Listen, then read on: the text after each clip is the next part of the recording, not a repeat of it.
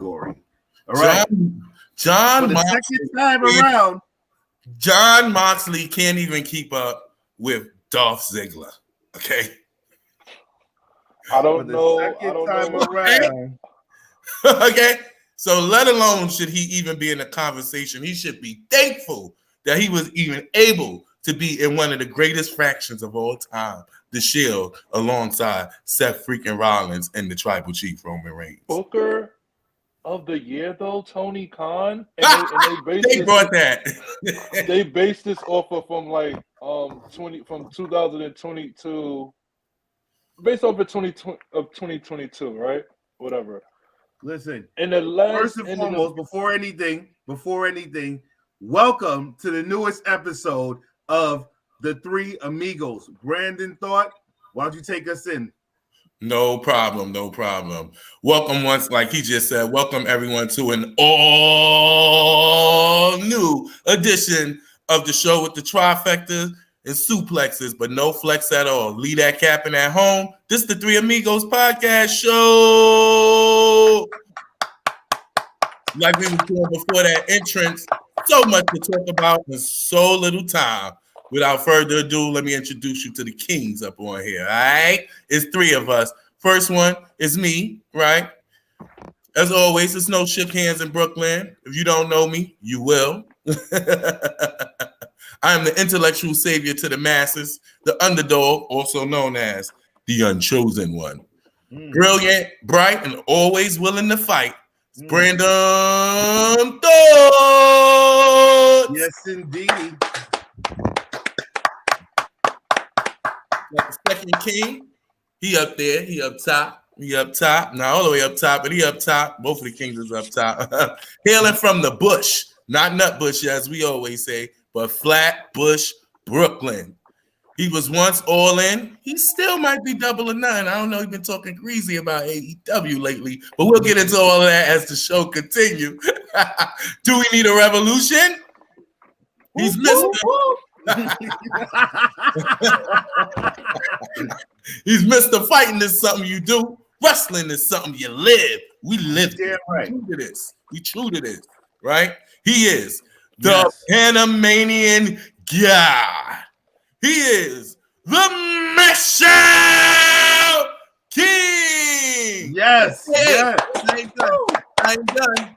AKA Mash Out Moss. Listen. Double M. Not a woo. And last, and certain not least, hailing from the concrete jungle, Brooklyn, New York, maybe even the eastern part, standing at 6'4". He is lyrical, miracle, spiritual, criminal, minimum, bar minimum, aluminum bars. He is the 10-time New York State Park Wrestling Champion. Yes. He is Big Daddy Cool Sour Diesel, a.k.a. Big Daddy Moves.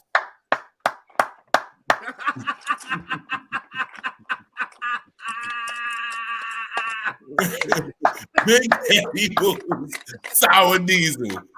Speaking of so much to talk about in so little time, it's time to talk that talk. Let's get straight into talking about that turnbuckle talk, fellas. Take the show away. Listen, now it's been an incredible week for professional wrestling, right? We saw a lot of things happen this week, and it's so much to talk about. I know we're a little pressed for time, but we haven't even been fully 3 weeks in, and we already have beef, right? We already have beef, and Diesel himself is the man of the hour when it comes to that. So could you go on and explain what was happening, and maybe we could talk about the discussion. Diesel, so I'll take it away. Well, yeah, I was, hey, gentlemen, ladies, viewers. Yeah, so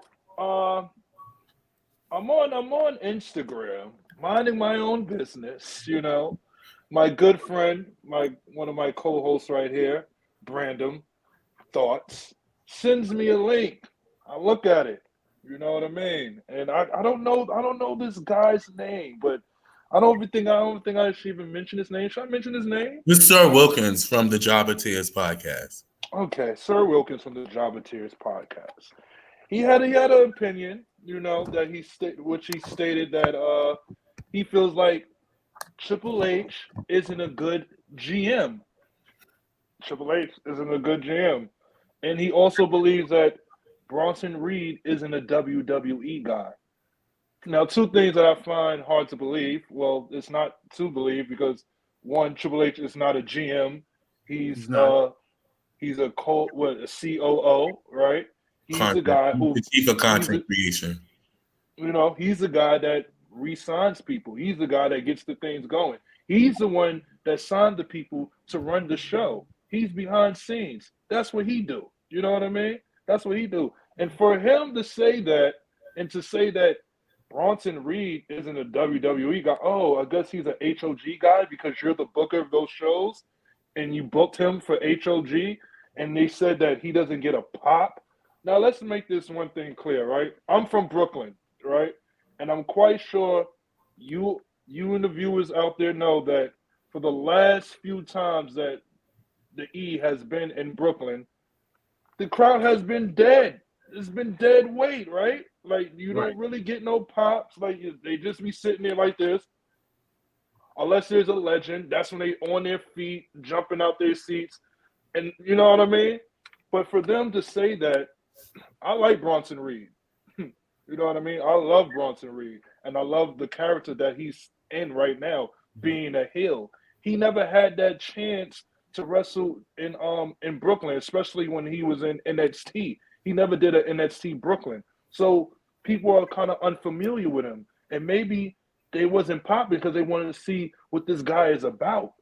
This guy is a pure athlete. He's a pure athlete. And when he goes on top of that rope and he does that tsunami splash, oh, by God, gee golly, that crowd is roaring, okay? And he does some impressive moves in that damn ring that make people pop. So I don't understand what type of pop you need from a guy. Like, if you feel like you like this guy, right? Like him, support him, do what you need to do. You mean to tell me in order for you to like someone, he needs to have a pop? No. Every wrestler that I like, they might not get the pop they deserve, but listen to me here, right? Years later, I'm still rooting for Dolph Ziggler. I love Dolph Ziggler. I fucking know why. God bless him. God bless Dolph Ziggler. Hey, man, don't mess up. He's the show stealer. We all know about him. He's a great guy. He works good in the ring. He's a great athlete. He's stealing pre-workout from the gym in the back because he damn sure ain't stealing the main show, not Raw or SmackDown. But I get where you're going. Go ahead, my brother. But so the Sir Wilkins guy, he seen my comment, my opinion, and he was very I don't know. What was he? He had I think he had his panties in his bunch. You know what I mean? He had panties in his bunches or bunches of panties in his hands. I don't know what it was because the way he replied to me was so disgusting. It was disgusting. What did he say? Well, he said something in the lights of, hold on, if I can grab my, oh, damn it. We need the receipts and invoices. Yeah, I do. I need that. Hold on, if you can give me a quick moment. I don't think I can. Damn it. Shit. But he said some things that wasn't, he kind of said that I need to do better.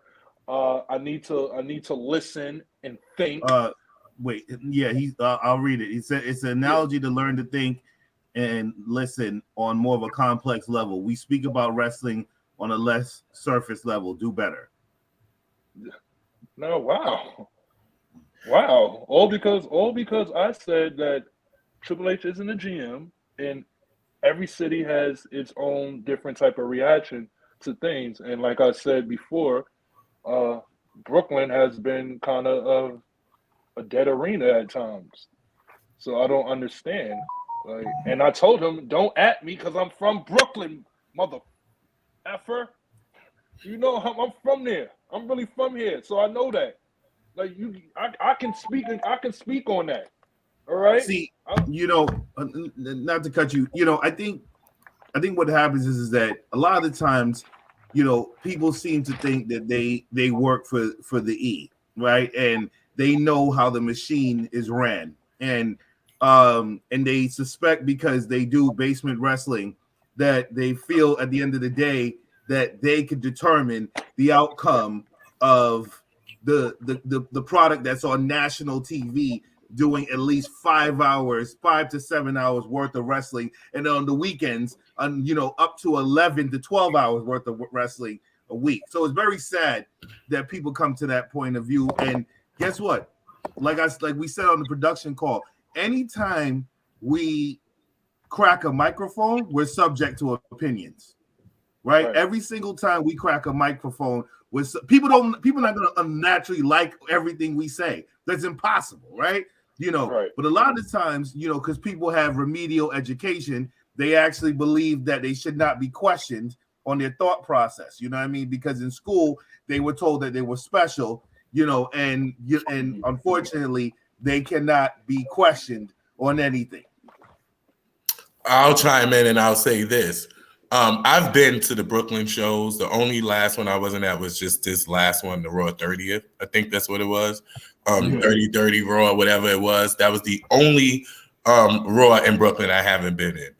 I don't know if the crowd has been necessarily particularly dead, but I do know they have been fickle. They've been fickle with that Brock Lesnar. They was doing the Bobby Lashley, and then the moment Brock Lesnar came, they switched into the one more time. Now that Brooklyn audience is fickle.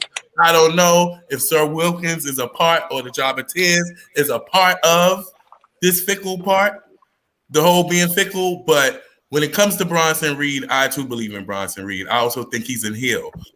You don't always need to get a pop, whether it's cheering and or booing. I don't think they have seen enough of Bronson Reed. He's just returned. He returned with The Miz, and then the next week he broke off from The Miz. Then he did his thing to try to get into the Elimination Chamber, which is where we saw him really get spotlighted, was in the Elimination Chamber. And we got more to see. We got a whole year still left to see more of Bronson Reed. So I think it was a premature release of feelings about a particular wrestler, but still shouts out to the Jobber-Tears, Sir Wilkins, and Mo Black. I think we did grab a picture of one another at one of the HOG events. So shouts out to you, no love lost. However, if your boy is bugging, your boy is bugging. HOG.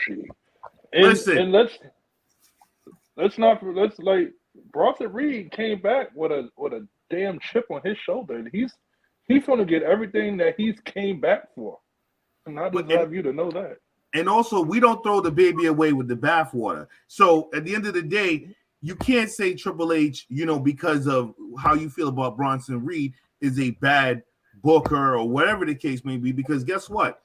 The ratings has been much better since Triple H tenure now, actually running the content of the product, right? Because under Grandpa Vince, we were still doing sometimes 1.7, 1.8 million viewers a week, and then the third hour would drop off completely and go under a million. So the fact is that you got to give credit where credit's due, and people are getting the opportunities that they never got before. Look, I'm not a big fan of Johnny No Name, but he had a great showing at Elimination Chamber, right? So at the end of the day, that's because of Triple H, right? Is that not the case? Yes. Same with Montez Ford. So is Montez Ford excellent way in the chamber. Also, just another, just the fact that he didn't even come out the chamber losing, like he was injured. Right, he did the whole, fall down the stairs, all type of stuff like that. So it didn't make him look weak. It made him look like, what, this guy, got a bad hit, but guess what? He's gonna be back at it like a crack addict. So what? That's all under the tenure of Triple H, and also, the future WWE champion Madcap Moss is doing. Oh God!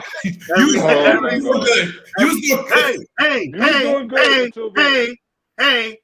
So yeah, he's doing a great showing every single week. And and when we touch on SmackDown this week, I know we'll discuss how he looked very good in that match. But moving on, but wait, real Monday quick. Night Raw. Triple H is a bad booker, but you know who is a good booker? The book of the year. Who's a good book of the year? As paid. Wait, hold on. Wait, say it again. I said, you know who's a good book of the year? That Tony Khan. He's so great. He is really great. Oh, Tony Khan. Yes, he is so great. Okay. Okay. You said Tony Khan. Tony Khan, yeah, he got Booker of the Year for 2022. Tony Khan got that. Wow. I'm trying to remember the matches that he booked that was so great. You know what? Isn't it all of them? Diesel. Maybe you could come out and come back in one more time so we could make sure we the best way possible. Sorry, what? Oh, you want me to come out and come back in? Random thought? I'm here. Okay.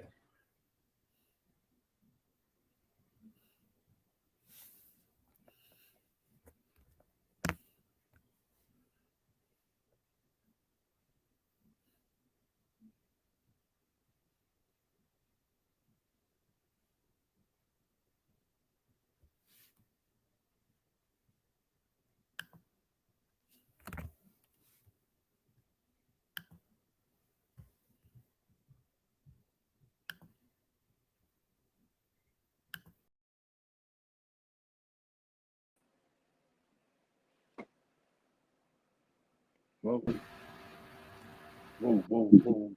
Hey, yo. Whoa, hey. All right, you can hear me? I can hear you. Okay. All right, let me see. Yo. Hey, yo. Okay.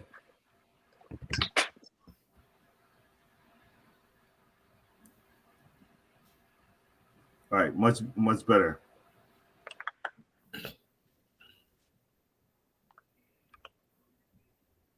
Is that the people's eyebrow you're doing? All right, we back at it. All right. So we were getting to Tony Khan being voted, Book of the year, best promoter of the year. Your thoughts? Mine first, or him? Big Daddy Cool. I'm just trying to remember what was the best matches that he booked for the year. That's what I really want to know, because I think all the matches was just the same. Let me see. Nothing particular comes to mind, except for when they did. Okay, if we want to talk about the Forbidden Door, that was good booking. He booked those matches good. That's the only pay-per-view I can really remember. But anything else other than that, it was bad. It was sloppy. It was poorly put together. I'm tired of seeing the wrestlers bleed. And if he wants to be a good booker, right? Like, for instance, this past Wednesday, he had John Moxley versus Evil Uno. Evil Uno, for all people.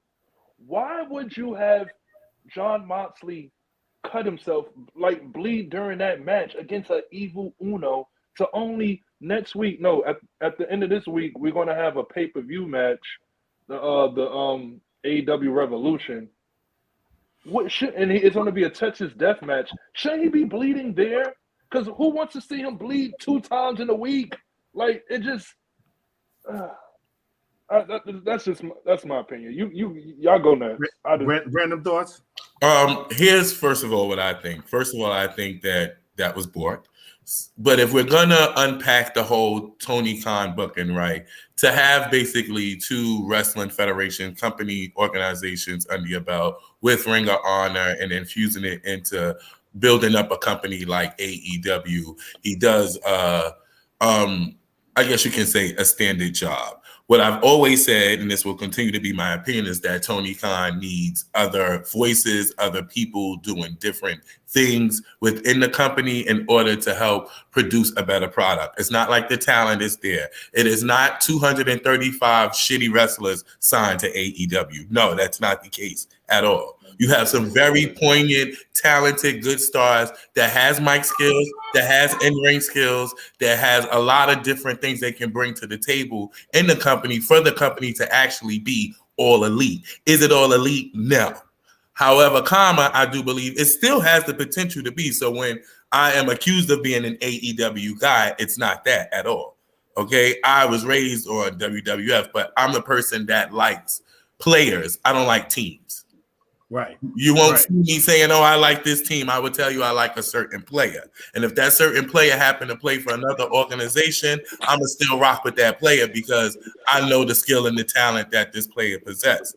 Right. Booker of the Year, no. To answer your thing, I know we're not at Dynamite. I think that was AEW's version of Roman Reigns, Sami Zayn, this kind of underdog thing, and having kind of like the top guy in the company and them having an exchange of words. I think it was Petty Wars, just like this repetitive tag team turmoil to try to make up for the double Royal Rumble. That's my opinion. Mashup? I mean, you guys both said it very eloquently. I don't think AEW right now is a company. I think it's still a concept. And, I am an AEW fan, but I still think that it's a concept. It's not an organization. I'm not a person to down them, but to put Tony Khan right now in where he's at as the Booker of the Year, then that's to throw away every other federation that's out there, or promotion rather, that's out there. You know what I mean? Because I think New Japan also had an incredible year. Yes. So are we going to sit there and throw them all out? I think that Tony is trying. I think Tony, unfortunately, is, while he's learning, he's also working, right? And that's very hard to do because he's trying to learn the business of professional wrestling and also at that point run a professional wrestling organization. And that's where and right now he's taking the route of, throw all the rule book out the door. Let's just keep doing something over and over again. And obviously that doesn't make sense because this is the product that you get. This is the product that you get, the constant bleeding, the constant people getting hurt, the constant not using your homegrown talent. So when you have all of that in one, that's when, that's why I could never put him right now as the Booker of the Year. Now in 2019, maybe, right? Because when they came out with their first when All In pay-per-view happened that weekend, he was amazing. In 2019, I'll absolutely give it to Tony Khan, right? But that was only because we needed something new. The E was given the same product over and over and over again. Brock Lesnar kept winning over and over and over again. So, but that's why I wouldn't give him, promoter of the year for 2022. But nonetheless, Monday Night Raw. Okay. Monday Night Raw. I don't know what city they hailed from. Ottawa, Canada. All right. So listen, it was a 3-hour show, and at times it felt like the 3 hours was going fast, and at times it felt like the 3 hours was every hour. Okay. So well, let me tell you something. First of all, we are now Royal Rumble's removed, Elimination Chambers removed. We are officially on the road to WrestleMania Goes Hollywood. And what we saw was them opening up the book and starting to peel away the pieces to the stories that will build up to be main events or very important matches or matches that do we care to see on a 2-night WrestleMania Goes Hollywood, April 1st, April 2nd. And the first thing we opened up to was Sami Zayn opening up the show and calling out Kevin Owens. Okay. So this was pretty interesting because this evolved the storyline past SmackDown, right? Because we definitely didn't know where we were going to go with this. And now we saw what happened Monday night. I'll jump and take this one first, but I thought it was very entertaining. One still being in Canada, still having the Sami Zayn buzz going on right now. There's a lot of people coming out of the Elimination Chamber felt that Sami should have won, and I said before, Sami was not going to win. He's not ready to be the guy and the face of the company just yet, but his character has certainly evolved into almost greatness at this point. I mean, just the back and forth between him and Kevin, on the show, it was entertaining. It was interesting. I did not expect KO to go with Sami, and I felt it was very funny when Baron Corbin came out and attacked Sami. I thought that was pretty funny. I knew that Sami was going to win, because I said we're in Ottawa, right? We can't do anything to piss off the Canadians right now, So I thought the whole segment was really good. Random thought. First of all, I appreciated that Ottawa gave Sami Zayn the adulation in which he deserved. I don't remember which one of our episodes, but I was the first one to say that this is all to lead up to Kevin Owens and Sami Zayn taking on the Usos for the tag team titles. You definitely said that. I've been saying this for a while, and this is more of seeing that storyline develop, so that is so much in a conflict to where have we seen in a long time, right? If this is the match, right?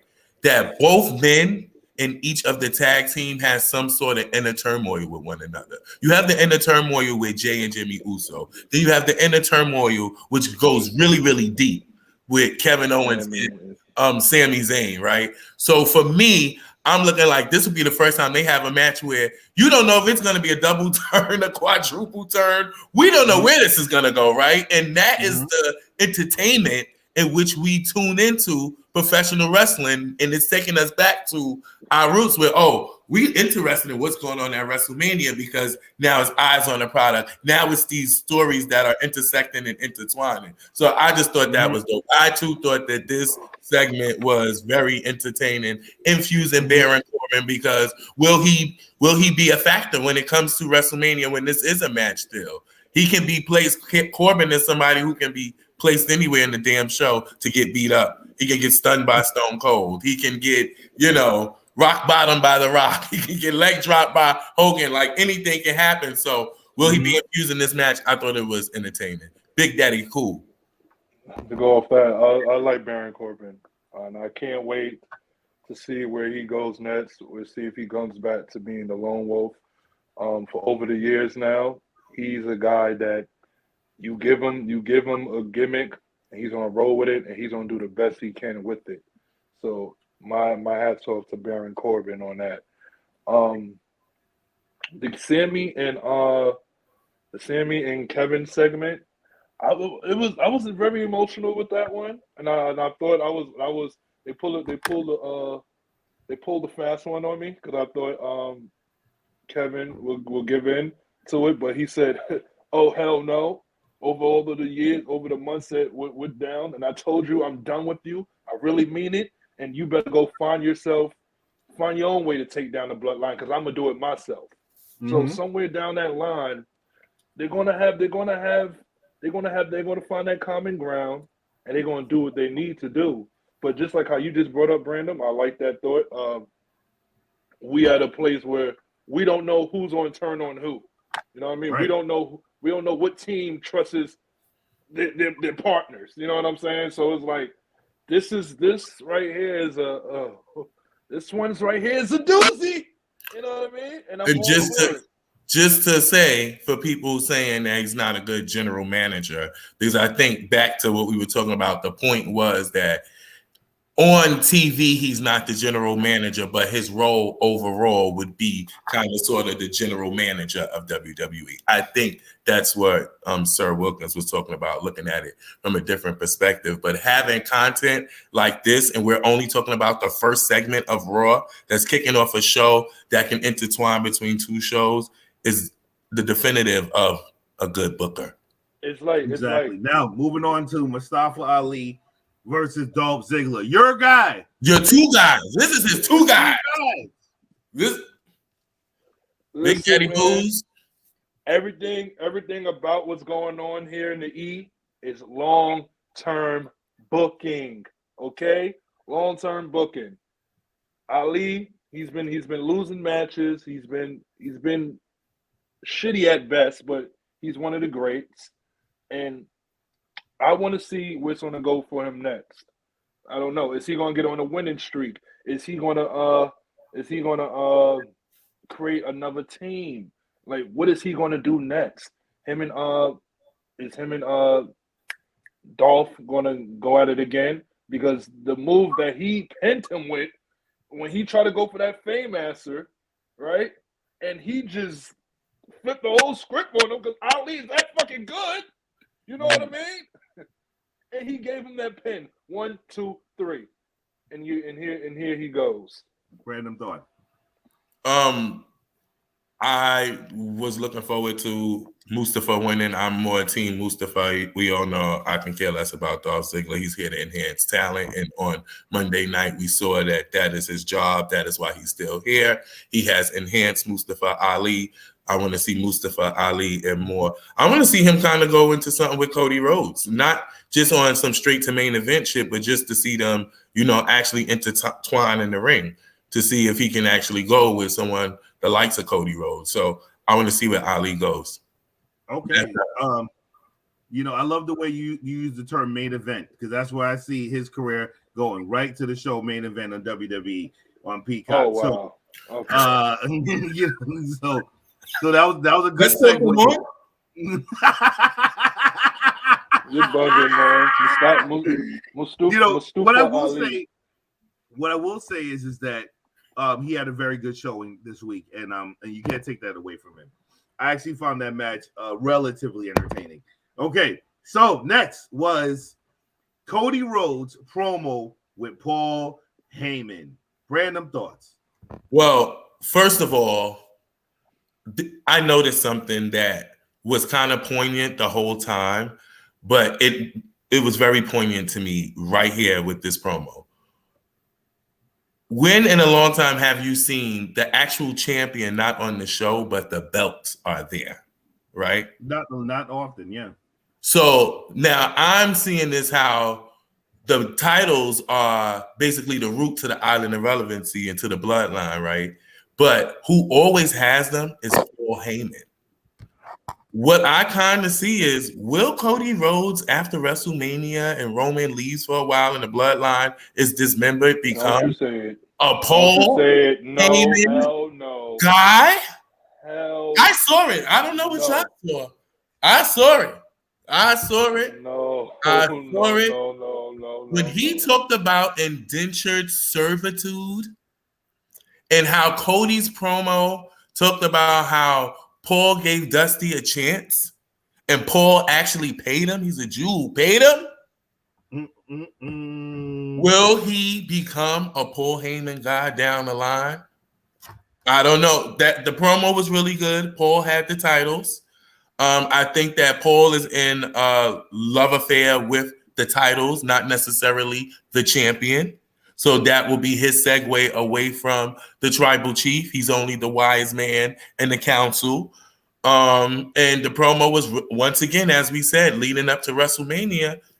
It's exciting, man. It's getting me more and more. I can't wait, as Cody said, to one day it's not going to be Paul Heyman and it's going to be Roman and Rhodes on the mic going back and forth.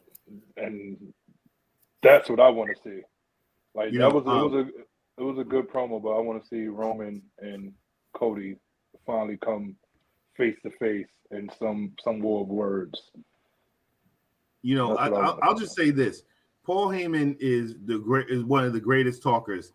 You know what I mean? He can sell salt to a slug. He can sell ketchup to a woman wearing white gloves. I mean, the fact is that at this point he is like one of the best talkers in the business, and he had me entertained. He did. He had me from hello, and it's very, very, very rare people get that for me. So I think I'm very curious to see how it's going to pan out with him and Roman, because I don't know if Cody has Roman and Paul Heyman. I don't know if Cody could keep up with that.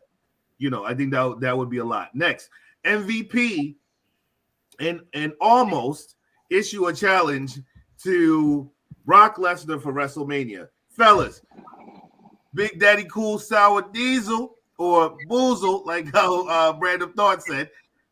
Your thoughts? I do not want to see that match. I don't. No. Only thing I want to see, the only thing I'm kind of expecting to see and kind of excited for is not if, because we've seen him do it the Big Show. I want to see Brock pick his ass up and F5 him. That's it. That's all. That's the only thing I care about. Random thoughts? I don't even think this match will happen. I think that this is a complete swerve. We still have to remember that it's 2 nights. We still have to remember if, will we see an appearance from Stone Cold Steve Austin? Not that I'm a nostalgia guy, right? But knowing that he has been putting in a lot of work and has been training, right? Will we still see appearance from other legends who will come back, and that will kind of be something that Brock Lesnar will do? I still think that this is somehow a Bray Wyatt, Brock Lesnar, Bobby Lashley thing. I think almost is sort of a pond. They're playing chess, not checkers, so to speak, and almost is a pond. And this is just to build up for it to be suspense on who Brock Lesnar will take on at WrestleMania, because he's not in the title picture, and a way to make it a main event at Mania. Match up. I was gonna move on. I don't even think the match is gonna happen either. Okay. I was just gonna move on from that. I don't even think it's gonna happen either. Seth Rollins versus The Miz. Fellas, I guess I'll take it this one first. Mm-hmm. Seth Rollins, that's my guy. So at the end of the day, he can't do no wrong in my eyes. And The Miz is The Miz. Like, you know what I mean? The Miz right now, is rivaling Dolph Ziggler on who could sit there and make the wrestlers look better. Okay, like that's just what it is at this point. But I'll give it to Seth for doing his thing in this match. I like the anger, especially from hearing Miz talk shit about him, about Seth and Logan Paul. So I think that definitely fueled the anger for the match. I like the way he was just throwing Miz all over the place and things like that. Great match from bell to bell, from start to finish. All right. Random thoughts. What I feel like I saw in this match was people who always bring up the easy conversation of, The Miz is never good enough, no matter if he's, the first ever 2-time Grand Slam champion.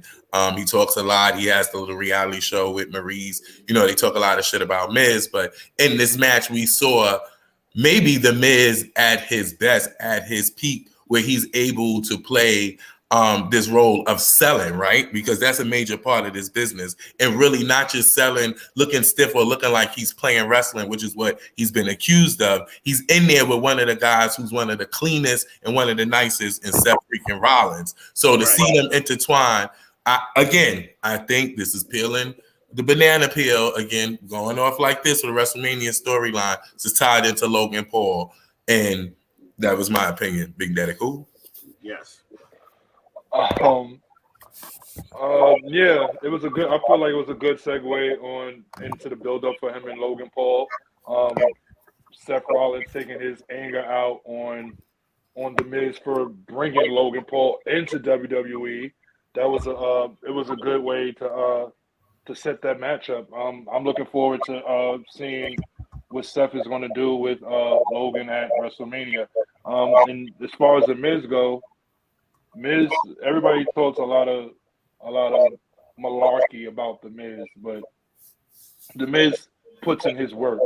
He does what he has to do, and he always come out on top, whether it's losing, selling, winning, or promoting. Like, The Miz is great at what he do, and that's all I got to say about that. But I'm really looking forward to what you're going. You're absolutely right. 2010, 2011, when The Miz was actually relevant, he definitely sold and worked really well at that time. So definitely. I don't know if that was a. I think he's doing it now too. Honestly, yeah. I think now, like, what do y'all even think the surprise is that they have next week? Maurice showed him something in the gold envelope. What do y'all think the surprise is? Is it linked to the Seth Rollins, Logan Paul match? Is this Miz own separate now WrestleMania rivalry? Like, which I it's think going to be Miz separate, and promoting the new season of Miz and Maurice, whatever that is. Is it him bringing back somebody into the bringing somebody back into the fold of before WrestleMania? Who knows? Like we might be working with somebody else to bring them in. Okay. Right. Next, Becky Lynch and Lita challenge Damage Control to the women's tag team titles. Diesel. Oh man, them tag titles. Well, those tag titles. How about them, right? If Becky and Lita can get them, kudos to them. Maybe they could probably bring some life back into them because I ain't seen no life drawn into those titles since Bayley and Sasha Banks was the tag team champions, right? Or when Sasha Banks and Tamina, when Naomi was the champions. It's like them titles have no life anymore. So if Becky get them, kudos to her. And I'm kind of looking forward to it, but really not. But we'll see what happens. Random thought. One, I heard there were rumors that it was actually supposed to be Trish Stratus, but she went home early or something like that. Ended up being Lita. One, I know that they're having some rivalries with Lita and Trish Stratus coming up on the rivalries. So they want to put Lita on TV and have it, just that nostalgia act when it comes to the women. The last few times she's been in the ring, like even when she got the rivalry with Becky Lynch last year, I didn't think she was that impressive. Hopefully she's had some time to kind of polish up her skills and do her little 1-2 checkups that she can do in the ring. I do think that they're going to put the titles on Becky Lynch and Lita, and this is for Becky Lynch and Lita to take on the team of Ronda Rousey and Shayna Baszler come WrestleMania, being that the women's tag team championships can be defended on any show. I think this is why we see this tag team being built over here and going through their anguish. And then on SmackDown, you see this tag team being built over here and going through their anguish, and they'll meet in the middle at WrestleMania. Okay. You're right about Lita. First of all, at one point it looked like Lita couldn't get hurt. So I don't know if this is really going to turn into anything. I want to know if Becky was going to do all the work. That's what I just want to know. Mm-hmm. I'm dying to know, is Becky going to do all the work in this? That's all I want to know, because Lita, her last few showings were not good. Even when they put her in the Rumble, where here's the thing, you don't have to do that much when you're a legend in the Rumble. You just have to do a few moves, get in and out. Do your signatures, right? Yeah, your signatures get thrown over the top rope. Lita looked like she couldn't even get touched. You know what I'm saying? She looked like, she was made out of paper mache. So I really don't know if this is really going to work. I don't know. All right, next, Bronson Reed and Chad Gable. One hell of a fucking match. That was a good match, especially seeing Chad Gable go for the chaos theory. Like, I didn't think it could happen, but he did it. That was a good match. Like I said, Bronson Reed he came back with a chip on his shoulder, and he's showing the people who didn't know him who the hell exactly who he is, right? And then we have Chad fucking Gable. What can we say? We can't say nothing bad about Chad Gable.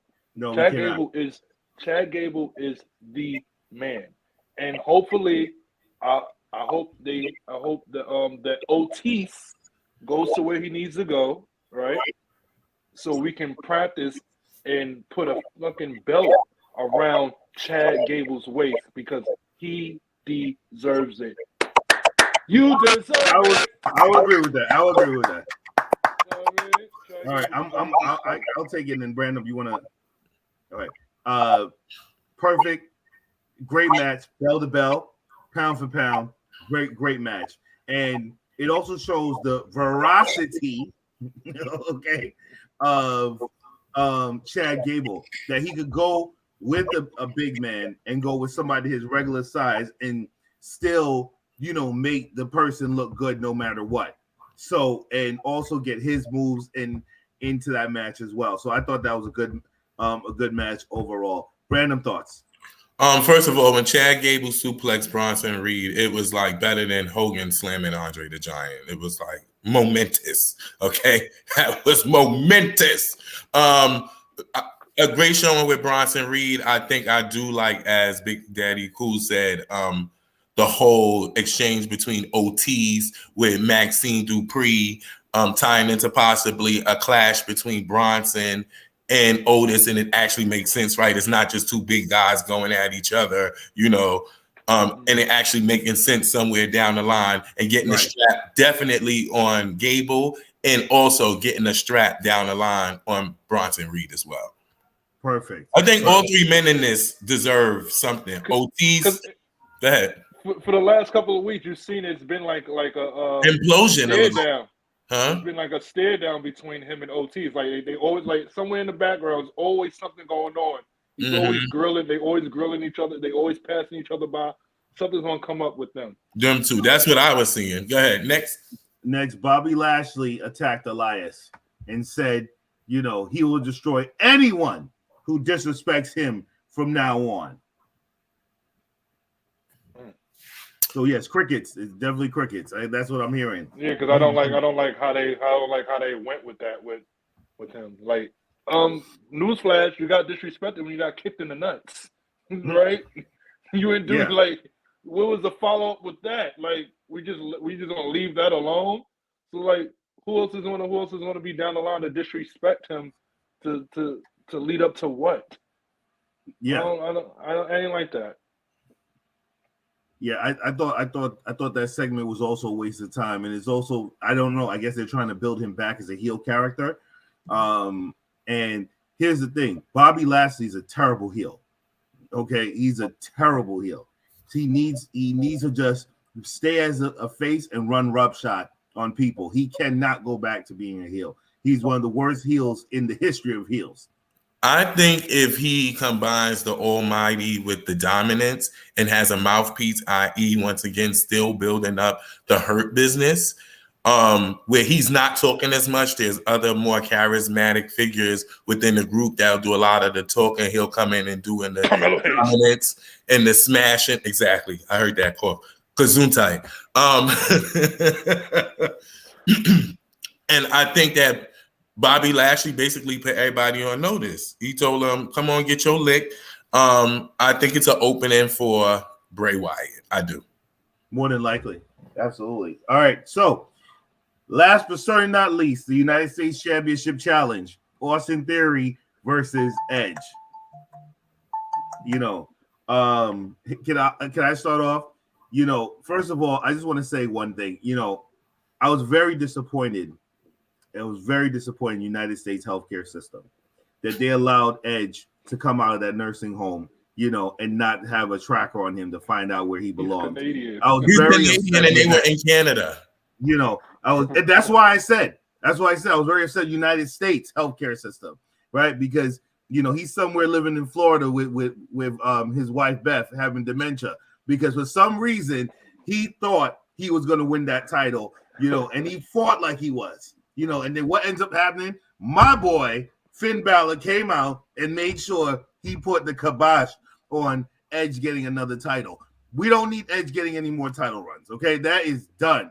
Once Edge gave the title up years ago, they say in Spanish, punto final, it's over, okay? It's over. He needs to just retire. I'm sick of seeing Edge. I'm sick of seeing his wife. I just want them to retire. Go and live out their days, all right, on a ranch, okay, and then it's over. Stop coming to work, okay? He need to be one of those people that the people that don't want to retire, and then the next day you come into work on Monday, and then your key card don't work. That needs to happen, okay? When he comes through the door into whatever arena, the key card need to be turned off. Yeah, I can't get in. Hey, Jeff, is yours working? Do I have your key card? Can't get in. Exactly. That's what needs to happen to Edge and his wife. You know what I'm saying? I know they got kids. I was gonna say they need to be with their grandkids, but they haven't reached grandparent status yet. They need to do that. I saw Edge on his Instagram. He was in the gym with his daughter dancing with her. in the gym at her school or whatever. I said, this is where Edge needs to be. Okay. And when he gets there, have Vince McMahon take a page out that book too. Okay. So because Vince need to be hanging out with Shane's kids and Stephanie's children as well. Stay as far as you can from the product. Be a grandfather. You know, you force your damn children to be in the business all these years. Be around your grandkids and hang out with Linda. You know what I'm saying? Well, maybe not, but the fact is, something should happen from it. Random thought.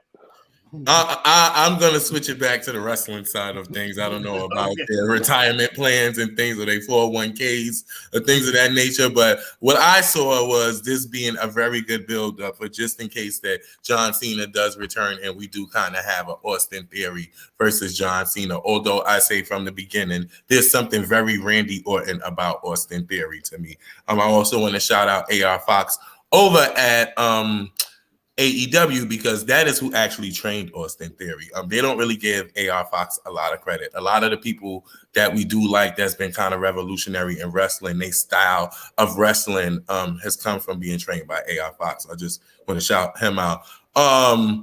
Finn Balor saved the day. I'm going to have to agree with you. Finn Balor, my boy, he came and saved the day. As we have said on this show before, this is the lead up to Finn Balor versus Edge. But since it's been a year, Big Daddy Cool Sour Diesel, you did mention this before, that this rivalry has been going on for about a year. It has. And the way to end it, I think, is actually in an actual career-ending match for Edge. I'm telling you, this season is nothing but long-term bookings. Mm-hmm. Long-term bookings. That Austin Theory, he did what he had to do. He did what was needed. And thank God for Finn Balor coming to save the day, because we don't need to see Grandpa Edge with the damn U.S. title. And to be quite frank, I don't even think. Let me say this. Title. On this day, I don't see clearly. Okay, him being the champion. You don't need. I'm tired of these old people coming back trying to get titles.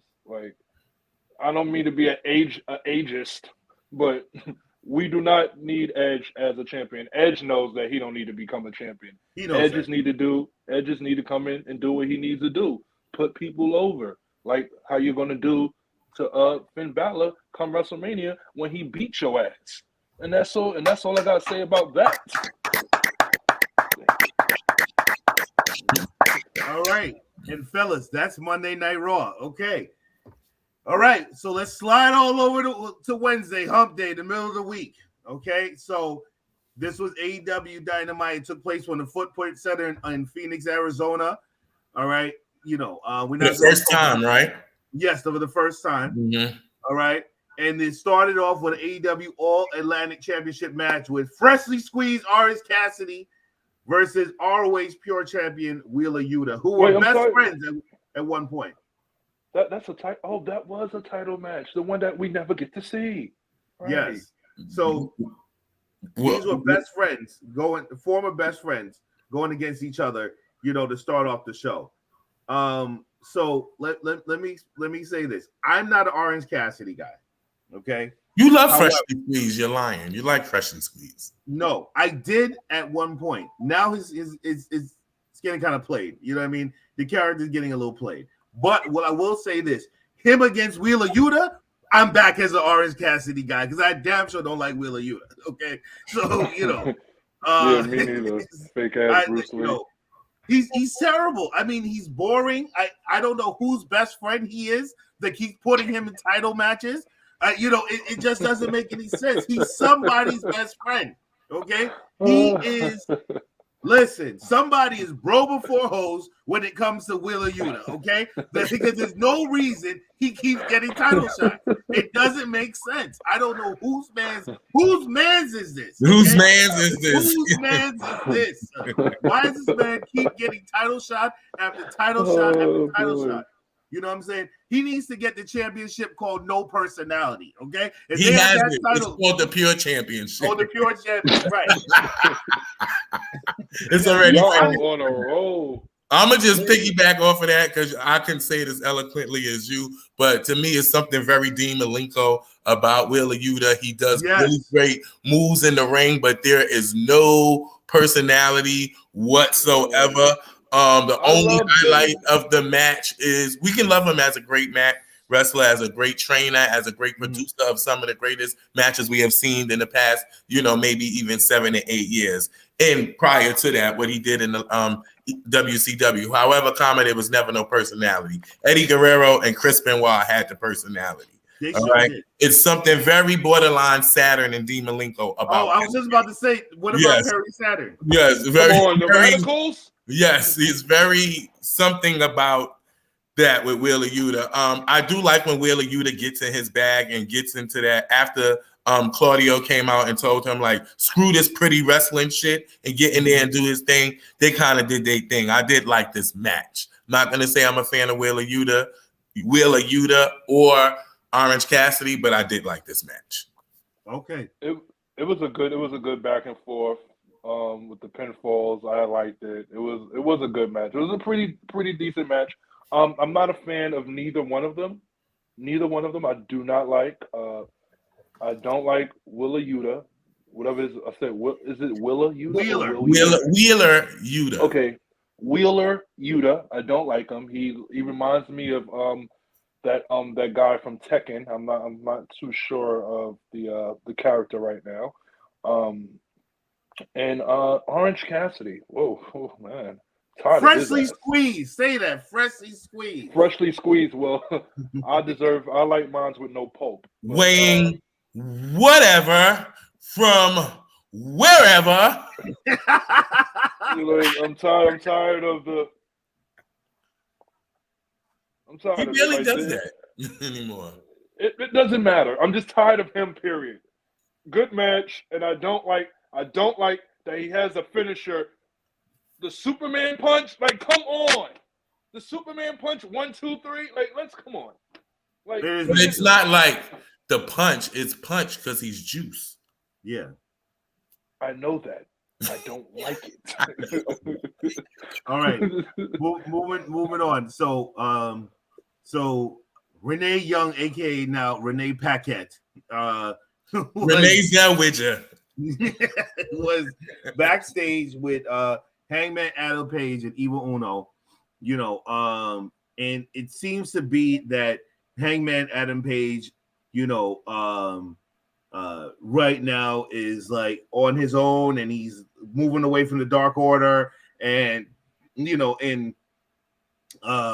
Evil Uno is encouraging that he doesn't be a part of the Dark Order anymore, and what have you. So Hangman Adam Page, he needs God. He was help. A person that number one should have never gotten the championship. I'm gonna explain why. Hangman Adam Page has no personality, right? I get it. He is a good wrestler. And I will never take that away from him. He doesn't have the personality. And I feel like AEW does not have the right coaches in the back to take him to where he needs to be. He needs to go back to the E. He needs to go back to the E. I think he'll be used much better in the E. I truly believe that, because I believe like they put the title on him prematurely because they needed him to be a transitional champion after when Twinkle Toes Kenny Omega after Kenny Omega had to leave on injury. They made him a transitional champion. Then he lost the belt to CM Punk and what have you. I just feel like it was premature. I'm not a Hangman Adam Page guy. I liked him in the WWE. I think it's time for him to go back to the E. He was in WWE? Yeah. Mm-hmm. Oh, wow. I like Hangman Adam Page. I think he has just enough personality for the confines of the walls in which he is in at AEW. This is long-term booking for something that should have been over a long time ago. Okay, he should not have been with the Dark Order. They should not have been backing him up. Like, this should have been. They're trying to implode them now when this thing exploded a year ago. Right. So unfortunately, it's making Hangman Adam Page come off as sort of the loser in this, but we seeing that what this is the Booker of the Year version of a heel turn. Yeah. Diesel. It seems like to me that AEW is just a place where nobody has personality because it's just all over the damn place. Only time Hangman Adam Page did have some type of personality is when he was drinking. And I liked when he was doing that. But other than that, and he should not have been a part of the Dark Order. It's just like you got a corny ass group of individuals, right? That's trying modern to day hang oddities. out. The modern day oddities trying to hang out with a person I can't even get him together right now. Like Triple H, Triple H wouldn't be with the Odysseys. No. And it doesn't make no sense.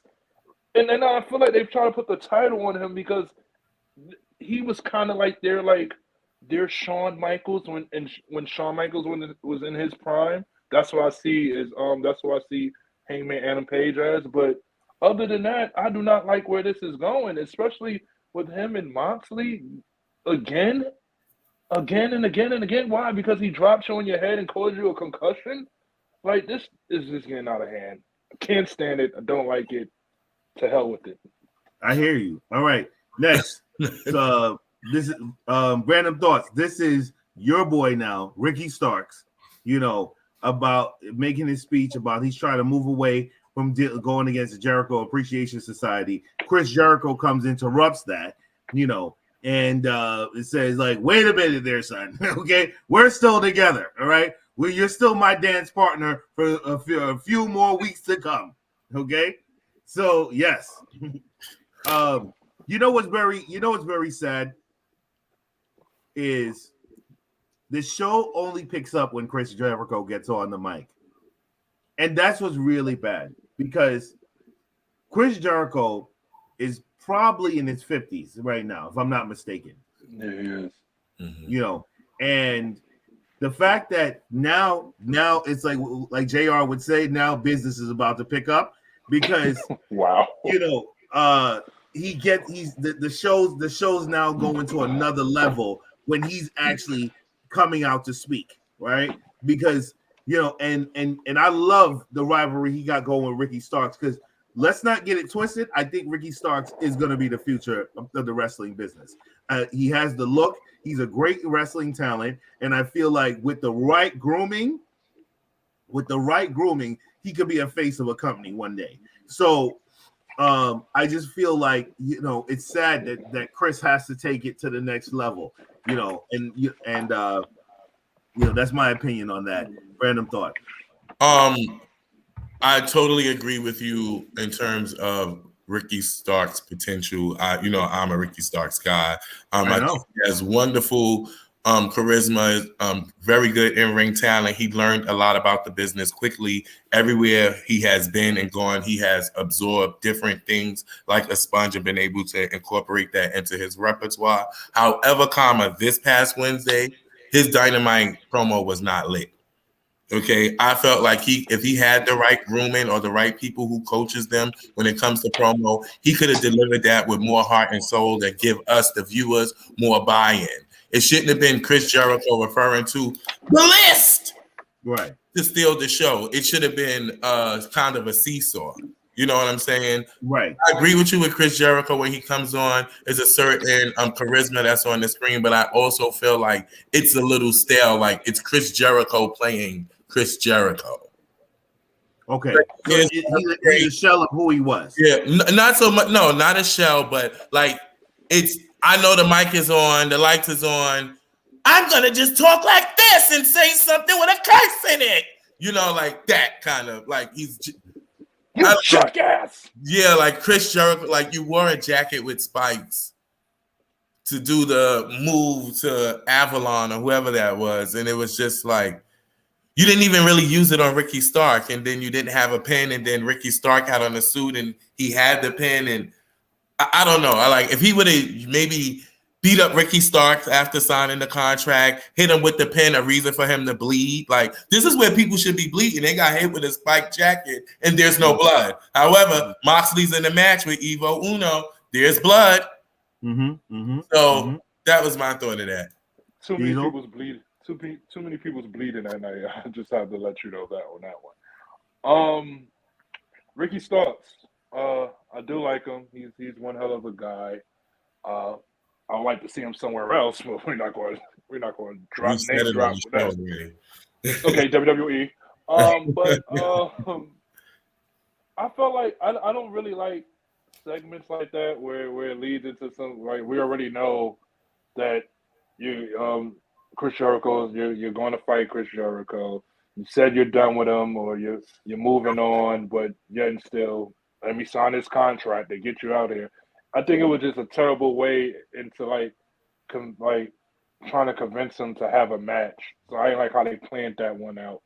And it could have went longer. It could have went somewhere else, where, like how you said, Brandon, Chris Jericho attacking him afterwards or beforehand, and or maybe Ricky getting him out here to attack him and then make him sign the contract. It should have been like something different. I ain't like how it went. You know what I mean? And even if he was to be said to be done with Jericho, right? And it was an open contract, don't bring out no damn Peter Avalon. Like, come on. Like, it could have been somebody else. Somebody else that's probably like a new signee that we don't that was probably rumored to be there that we don't really know about. I want to see something like that. Like, as we say, it's just Jericho playing Jericho. You know what I mean? It is like, I mean, Jericho's the man, but it's like kind of get a little tired of him sometimes. All right. So the next is the Acclaimed, Anthony Bowens and Max Caster with Daddy Ass versus the Firms, Big Bill and Lee, with Stokely Hathaway. Diesel, take it away.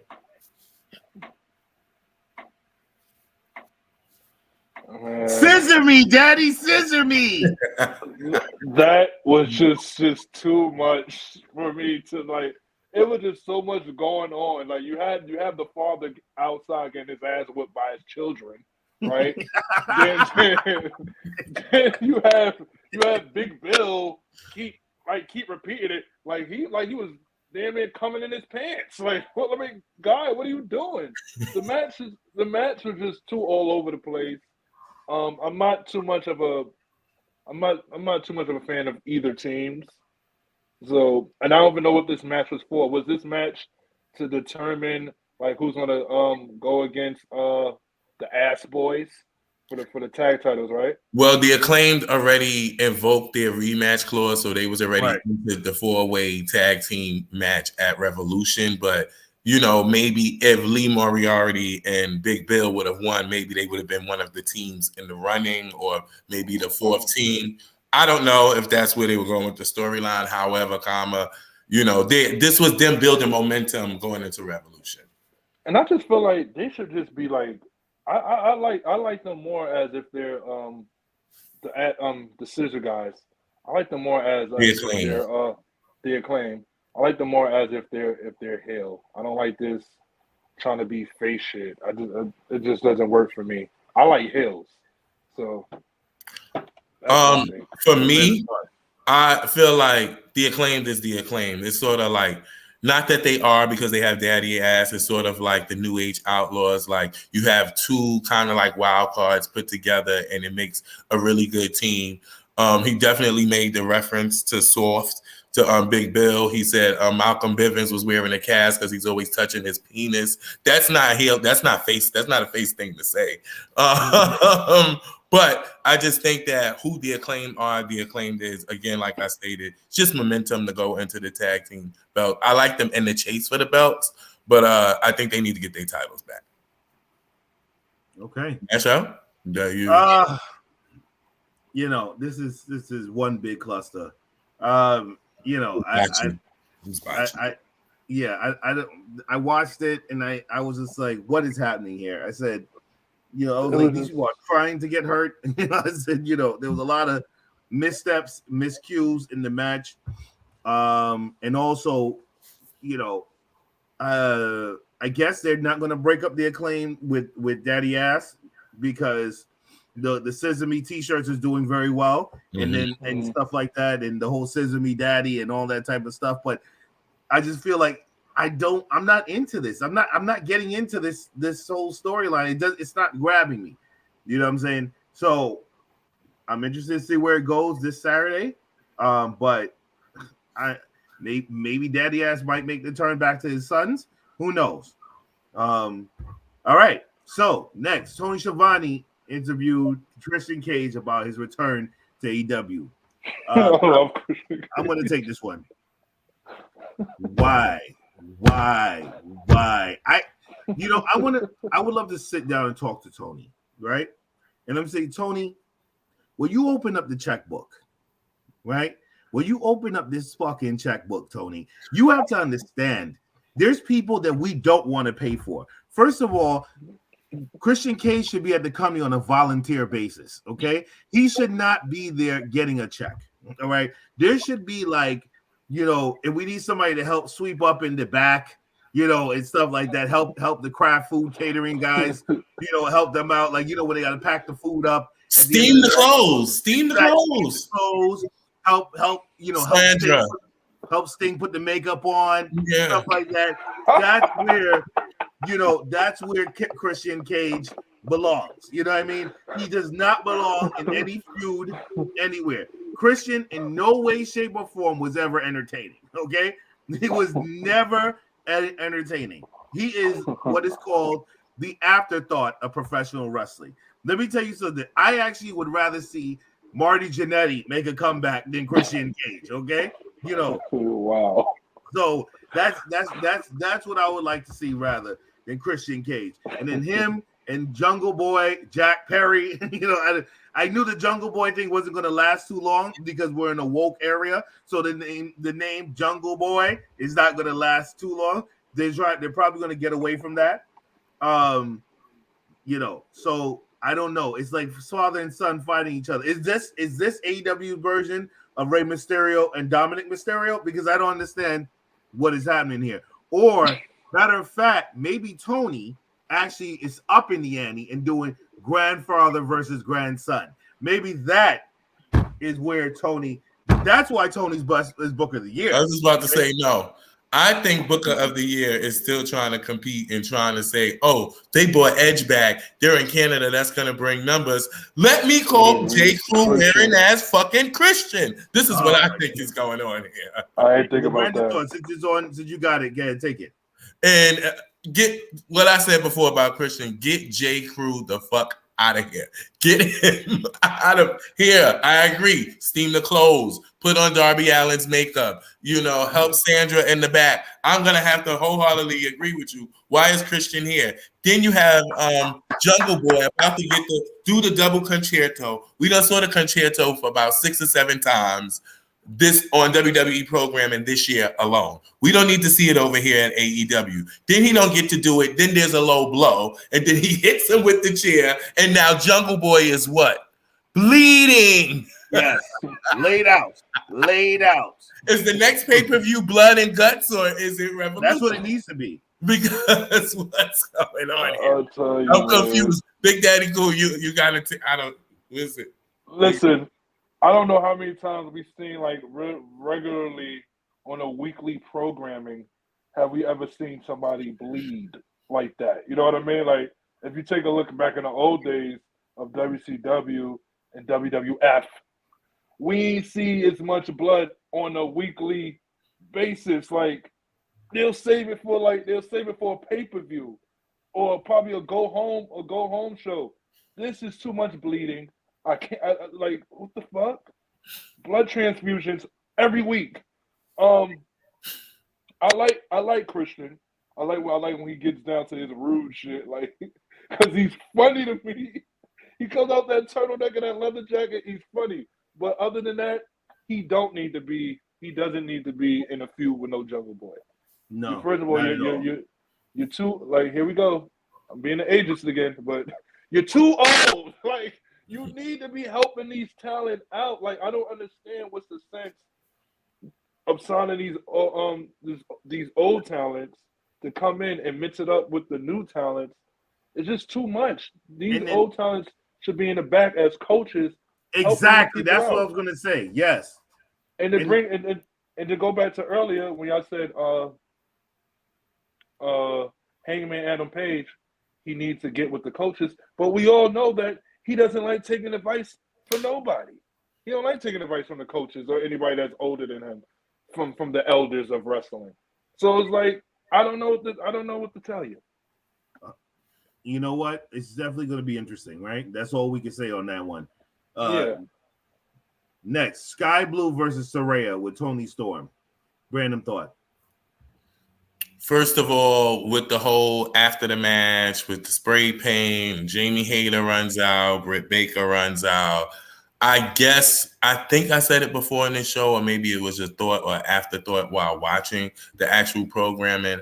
I think they're going with the whole female NWO. Who's the third woman? The third woman maybe end up going to be Ruby Soho. Ruby Soho now indicates that no, she's not picking any team. What she prefers is to go for Jamie Hayter's AEW Women's World Heavyweight title, and that's what she proclaims, but I still think it's a setup for her to really be with Saraya and Tony Storm for them to form the NWO females.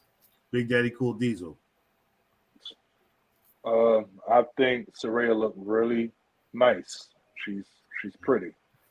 She's beautiful. I miss her. And that's all I gotta say about that. Like I don't know what they're going with. I don't know what they're doing with this. Like you said, it might be the female NWO, but then again, they're gonna have them in a triple threat match: Ruby Soho, Jamie Hayter, and I think Saraya for the title, right? Mm-hmm. So I don't know if that's official yet. Did they say that by the end of? It's official. I might have missed it. Did they mash out? Did they? They haven't. Yeah, okay. I thought they said it was gonna be official, but you know, I'm just gonna say this. I need Dr. Britt Baker to stop playing like she's actually down with the shits. Okay, right? When her sitting on the side looks stupid, but it looks ridiculous. First of all, this woman is your longest running female world champion. Okay, and you have her sitting on the side doing absolutely nothing. I'm very confused on what's happening here. I think that I don't know how they're going to do it. I don't know when they're going to do it, but I know that title's going back on Dr. Britt Baker. Okay. I don't know when, because the fact that she can still do this and then the audience say it with her, means that she's over than the people that's actually in the match going, for the female championship. So this should definitely be a very confusing situation here. I wanted to add to that about Britt Baker, but I think what she is sort of like, remember back in WWF days when we only had like Alundra Blaze and she took on like women from New Japan and stuff. Like she didn't really have a lot of like different opponents, so everybody knew when Alundra Blaze came out, it was Alundra Blaze, right? So I feel like that's the same setup we have with Dr. Britt Baker. I don't think she's as good as people say that she is. I like the DMD. I like the Doctor Will See You Now. I like her entrance. I like some of her ring gear, but some of her work in ring is average, if best. I actually and mark my words, I actually think that Barry Horowitz, Liv Morgan, is a better wrestler than Dr. Britt Baker. But D, I'm pretty sure. B. Wonderful for both of these ladies. They're both trash, if you ask me. Get the garbage. It's Sunday. It's trash day. They should have a ride home, if you ask me. Both of them. But moving along, I don't think that she's a transitional. Jamie Hayter is really a transitional champion. I think Britt Baker is going to be the one who ultimately turns. Not Ruby. That's what I think. And she'll be with Saraya and Tony Storm.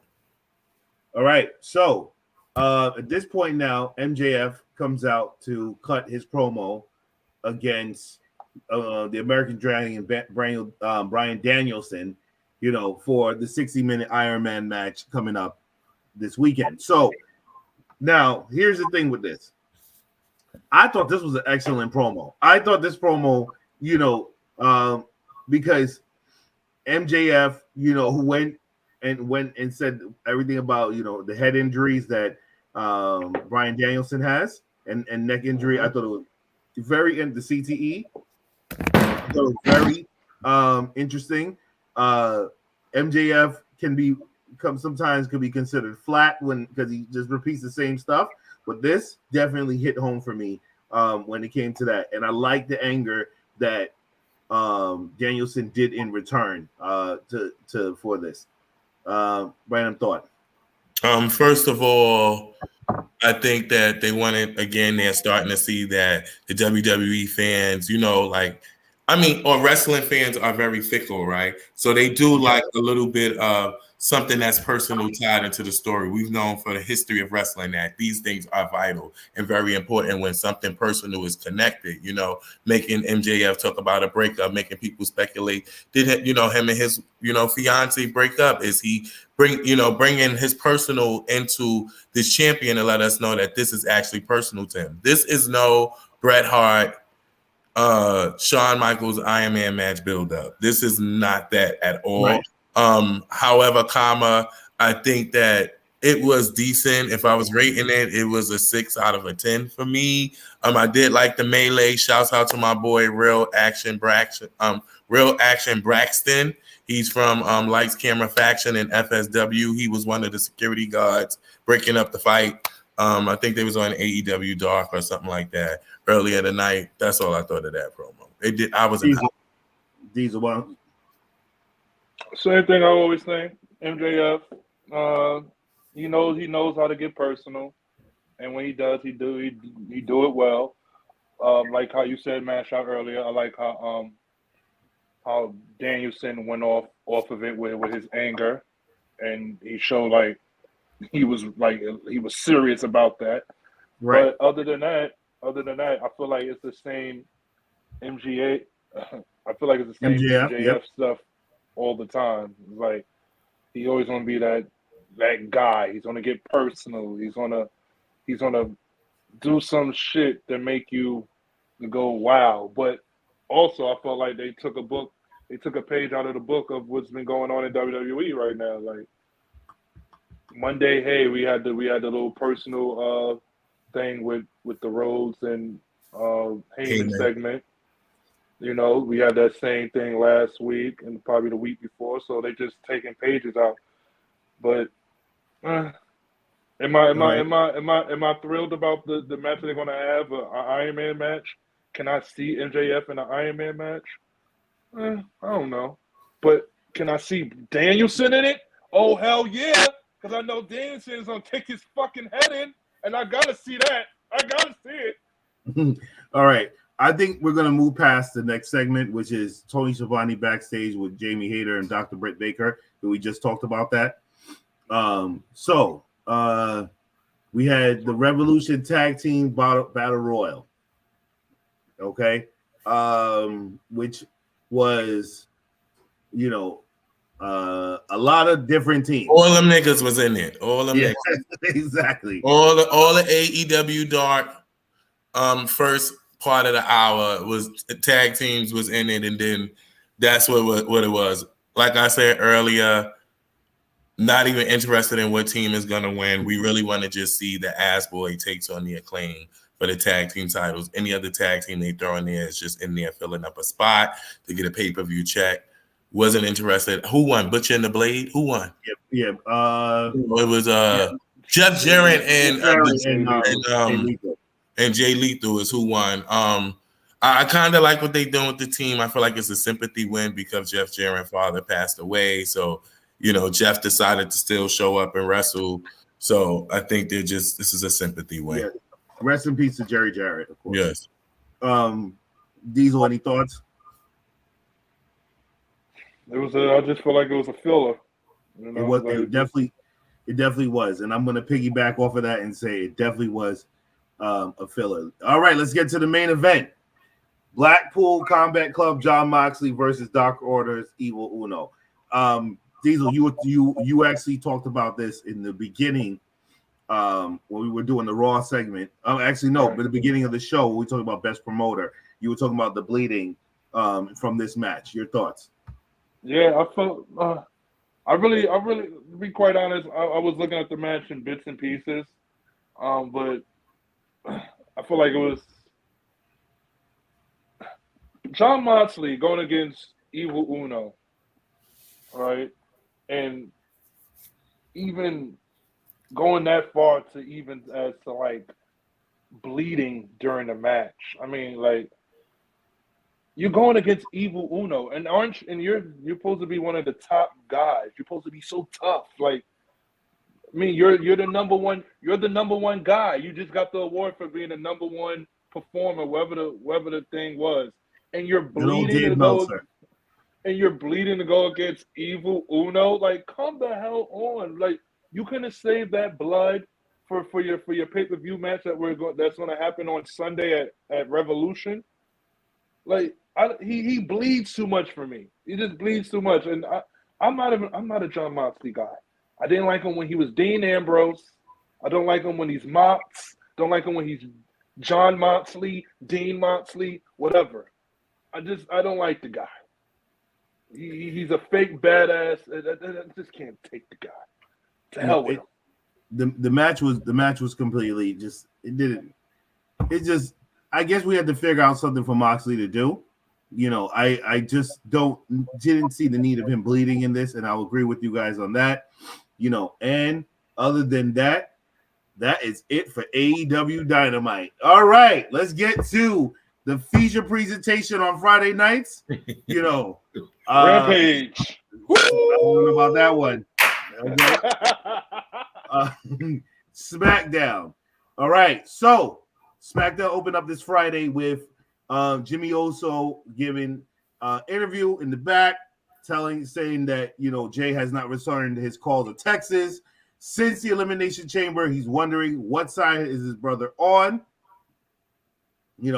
And it's continuation of the Bloodline storyline. So, random thoughts. Well, I was going to comment at the end of the show about it because that was just the catalyst to the end of the show. Right, you want to say that? We can go with your homeboy, the 6-man tag. Okay, so all right, so we're gonna go to the Imperium Gunther, Ludwig Kaiser, and Giovanni Vinci against Madcap Moss, okay, Braun Strowman, and Ricochet. Fellas, Big Daddy Cool, Sour Diesel, take it away. I wasn't impressed by this match. I got a question. He said that he is he's a fan of ring gear. Didn't he say that one of the weeks? Yeah. Like he likes. What did you think of Ricochet's ring gear? That's what I'm saying. He's back. What is he? Is he back in the Thunderdome? Like, what the fuck is he doing? Wrestling in them damn jeans again? Like I feel. Oh my gosh, this is what they do. They always do this with Ricochet. They have him going places. They be going places with them, and then they just get stuck with him. Because like he's just stuck with Braun Strowman. Get him. He don't need to be with no Braun Strowman. I don't want to see no 6-man tag. All three of them are losers to the Imperium. All three of those guys lost to Gunther to get a IC championship. So now what we do? We pair all three of them up to go against Imperium. Come on, knock it off. That's all I gotta say about that.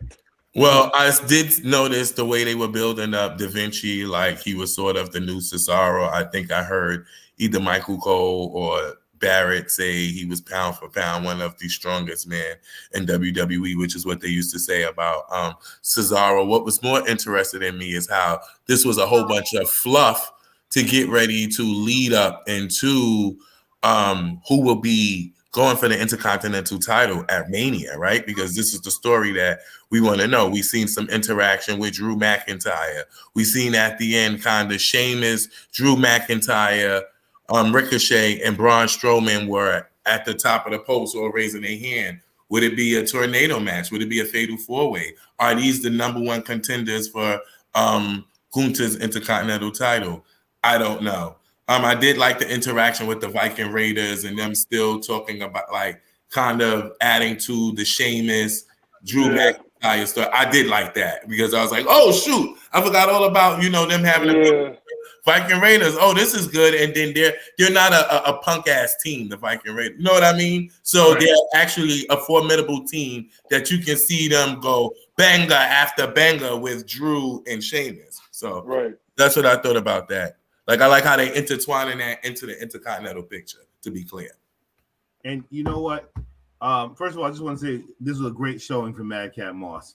And, it was sad that he had to be the one to take the power bomb at the end. But you know what? You win some, you lose some, right? That's how the story of life is. Okay. All right. That's all I want to let's say about that. Let's jump right down to Santos. All right, Escobar told Rey Mysterio how much he respects him. Now let me say this. This was kind of, I don't know how to feel about this segment because I felt like, where are we going with this? Like, where are we going with this? Like, I know this is a segue for Dominic, but I'm just like, okay, so you're saying that he's in the luchadors, he's your guy, right? That's what Santos is saying to Rey Mysterio. So, but I was very lost in the sauce because I was like, where are we going with this? Like, I did like, when Dominic and Rhea Ripley came out, and Mommy came out and basically made it look like that segment was pathetic. So I did like that whole move and what have you. So that made it interesting for me. But when it was Santos talking, I was like, I'm a little lost here. Random thoughts. So what I thought was happening is normally we kind of just seen Santos Escobar and Legado del Fantasma be involved in things randomly, like, Indy, vying for the Elimination Chamber, vying for the Intercontinental Champion and not really knowing who he is or where he stands. So are they heels? Are they faces? Where are they coming from? So I think the segment between and Rey Mysterio kind of let it know, like, hey, he's rocking with what Rey is saying. So that's kind of making him more or less like a face and saying that maybe down the line after Mania, Santos and Dominic will have a crossing and a passing, and this will kind of be the catalyst to it. Again, like Sour Diesel said, long-term booking. This was to introduce us to possibly down the line a Dominic Santos Escobar feud with Judgment Day and Legado del Fantasma being involved as well. Diesel. I think I don't trust Santos Escobar. That's what I think. He's putting on that good Latino charm. You know what I mean? And he's gonna turn his ass. He's gonna turn his back against Rey Mysterio, or this could be Rey Mysterio. They could be making up a faction with can't be making up a faction because they already have one. But maybe them trying to recruit Rey Mysterio into Legado Fantasma. You know what I mean? That would be kind of dope. You don't think so? No, I'm weighing out the option. You know what? If they're going to be a heel faction and Rey is with them as a heel faction, this could breathe a second little life into the stem cell Rey Mysterio. So Rey has never been heel, and the only time he was heel was that 30 years ago. Right. He was at WCW, and that didn't even last long. So I don't know. I don't know. Okay, so now the next one is actually very interesting because on the call we had, Diesel, you said, where is LA Knight? That's what you said, right? And I said, wait till Friday. And he popped up. Not that he only popped up, but he had an interaction, a perpetual movement with the New Day. Yeah. First of all, for LA Knight to be as great as he is, I'm an LA Knight guy. We all know this from along. Great mic skills, great in-ring competitor. He has the look. I feel like he can go toe-to-toe on the mic with almost anybody, even with what he's shown so far. This interaction between him and New Day was very much petty wars, right? They both made valid points about Kofi Mania, about LA Knight not quite having that moment yet, and leading up to, I don't know where they're going with this, but I enjoyed the interaction. Diesel. Right. LA Knight, like you said, he's a good talker, a great talker. And like how he said, what is a WrestleMania in LA without LA Knight? Yeah, because he's gonna fit his ass right. Let me tell you something. Let me talk to you. Let me talk to you, brother. He's gonna get in there, and that's just the way it is. A talker like that with a look like that, it's LA Knight's game. Who game is it? LA Knight. Yeah. Listen, this was a very interesting segment. The match was good as well. You know, no complaints there. I think that it definitely it was needed. I missed LA Knight, right? I just missed, so him being back on the show made it far more entertaining. All right. So jumping now to a next promo segment, which was Flair and Dominic Mysterio with their back and forth about the famous fathers. And I thought this one kind of hit home a little bit, and it also showed the learning curve that Dominic has went through to become a better promo artist, and I guess I'll take it first. I just think that Dominic was really on point with what he was saying. He had me really believe it. I just think that sometimes it's like he was waiting for Charlotte's reaction as opposed to keep going with the dig, and what have you. So that's just, that's obviously some immaturity there, but he definitely sold it, made us feel it. I'm now, believing that he's going to do something to try to hinder this match, and that means that we might see Ric Flair at WrestleMania. Random thoughts. Lord knows I hope not. I love you, Flair. Please don't show up to Mania. Charlotte got it. She can handle it. Please don't show up to Mania. I think that this was an excellent exchange between them both being, second generation superstars and having to live in their father's shadows and kind of make both names for themselves. I can see this match damn near opening up one of the nights at WrestleMania and still be in the main event, because the main event is not the last match sometimes anymore. Sometimes the main event is the first match on either night. And I'm definitely looking forward to. I was already looking forward to it. This is another chapter in the Charlotte Rhea book that we're not finished with, not even at Mania. And this was a good way to get us right on that road to WrestleMania. All right, let's get to Diesel. Hey, she also has a poppy at home already. And Andrade. Calls her mommy. You know what I mean? That calls her mommy. With a way thicker accent. You know what I mean? I liked it. I like anything that Charlotte Flair is involved in. She's great on the mic. Dominic is getting there. He's not quite there yet, but he's getting there. Like how you said, Mash Out, he was like kind of waiting on Charlotte's replies and rebuttals. He should have just kept it going, moving through. But I liked it. I want to see where this is going to go. Like, I can't wait to see Charlotte versus Rhea Part 2, 3 years later at WrestleMania. I think that's going to be one of the best matches at WrestleMania. Absolutely. And it's going to be I think it's going to be the main event of night one. All right. Next, Shayna Baszler versus Natalya. Who wants to take this one first? I'll go so I can get it over it. As I said earlier, I think this is all a lead up to Shayna Baszler and Ronda Rousey going for the WWE Women's Tag Team titles against Becky Lynch and Lita.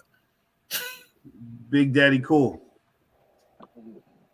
I mean, same thing here with Brandon said, but I actually think it's probably going to be more like probably a fatal 4-way women's tag team title match at WrestleMania.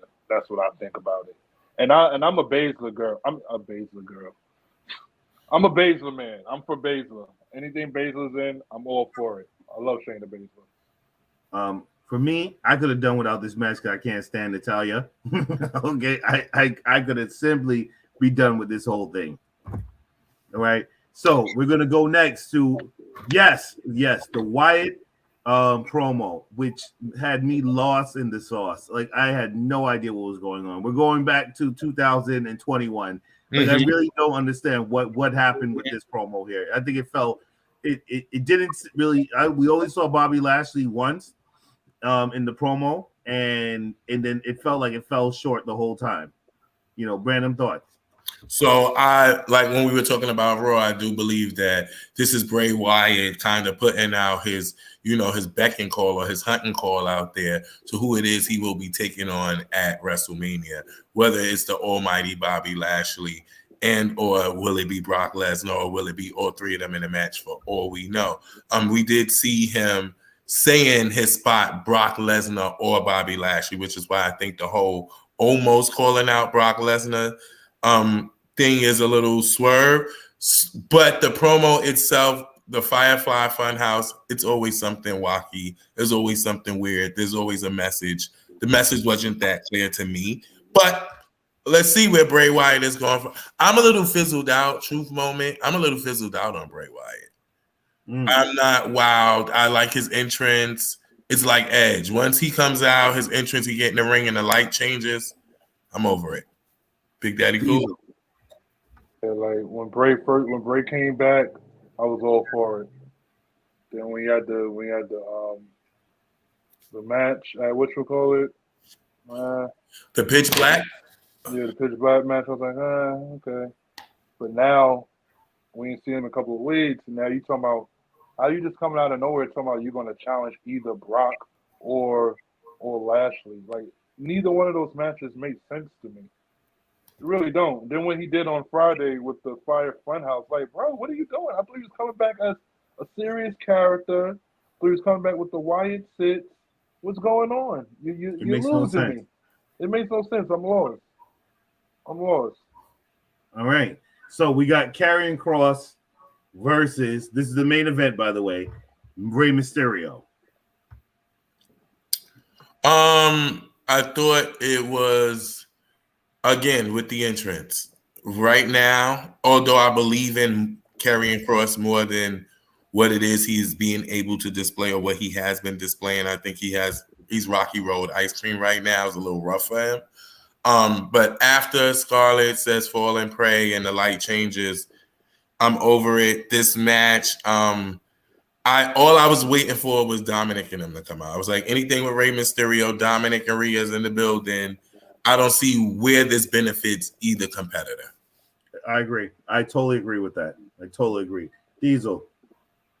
Well, it was a way for Karrion to get his win back because when he first faced Rey won with a damn roll up.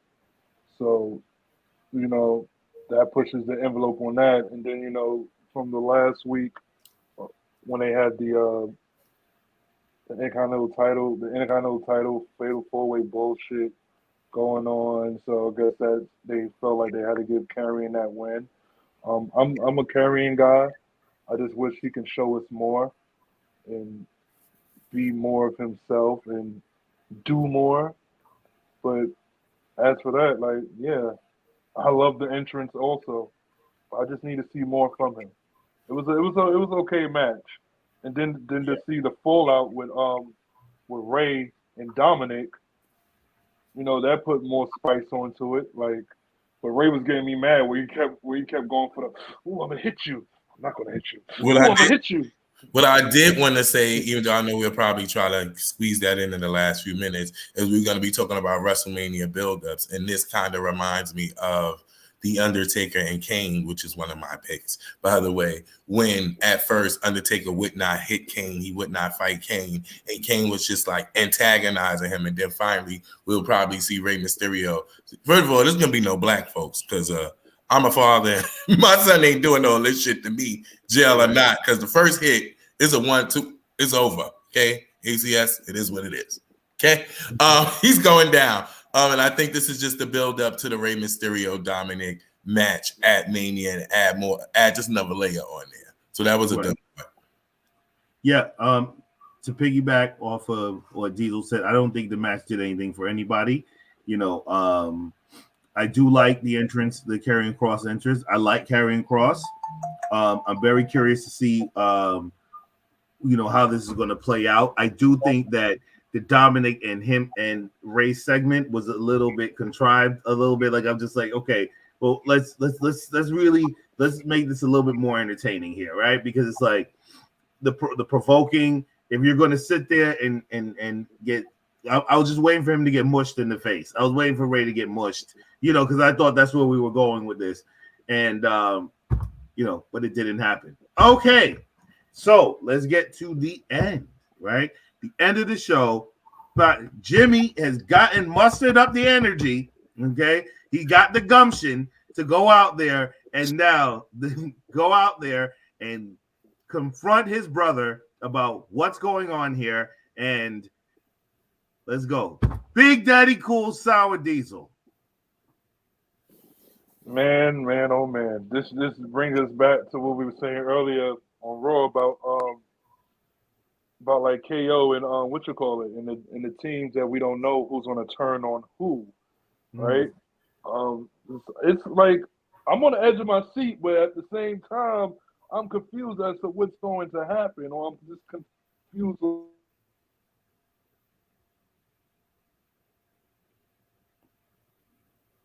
Are we all frozen? Are we all frozen? No, sorry. I had a call coming in. Sorry about that. But damn it, fucking phone call. I'm here. I'm with You're Jimmy. Confused. I'm confused. I want to see what's going to happen with Jimmy and Jay. I think. Oh wow, what the fuck? Okay, I think. Yeah. Wow. There's a story. Stop it! Let me get my thought out. Oh man. So Jay wants to play the games of. I'm looking forward to what Friday going to bring, and Steve Roman going to put these motherfuckers in their place. That's all I want to see. I'm sorry. Okay. In my opinion, I feel like fucking phone call. The Usos will always choose each other as brothers. They won't turn on each other. They'll have a slight implosion with one another to kind of like be a reason and a catalyst why they lose the titles, because I already predicted that they'll lose the titles at Mania. And I think that this match will main event. Night one of Mania will be the Sami Zayn and Kevin Owens taking on the Usos for the undisputed tag team champions. That'll be the main event, because this has been a storyline they've also been telling for damn near a complete year. And I'm looking forward to seeing how this all comes together. Will the Usos, is blood thicker than water, or is the trials and tribulations of a friendship for over 15 years in this business together, will reign over? Like, this storyline is definitely amazing. It's good, well-read, read, long-term book. I don't know what's going to happen, but I'm looking forward to it. Absolutely. I found it entertaining. The whole thing was interesting. I like when Jimmy did that Sting move where, from up top, and he just stood there, and you don't know what side he's on, you know what's happening here. Jay gets the haluva kick. Not Jimmy, right? Jay for the top. Jay from the top. Jimmy gets the haluva kick, and then Jay just stares at Sammy as Sammy is leaving because Solo Sikoa comes into the ring. So I just thought the storyline was amazing within itself, and I cannot wait till Mania just to see how this is going to finally play out, and also just to remind, Roman's going to be back on Friday, right? For SmackDown. Okay, that's it. We done went through all the shows, right? Mm-hmm. Only 19 hours later. So, so now, random thought. It's topic time, random thought. Mm-hmm. Okay. Big Daddy Cool, Sour Diesel. It's topic time, right? It is now best WrestleMania build-ups. Okay, so I know that we were going to stretch this out a lot longer. Obviously, we're gonna have to condense this a little bit. All right, so Big Daddy Cool, your best WrestleMania build-ups. Have Shawn versus Brett, WrestleMania 12. I don't need to explain it, right? I'll just tell you. If you want to, you're more than welcome to. No, I don't want to. Probably some of them I will give my explanation on it.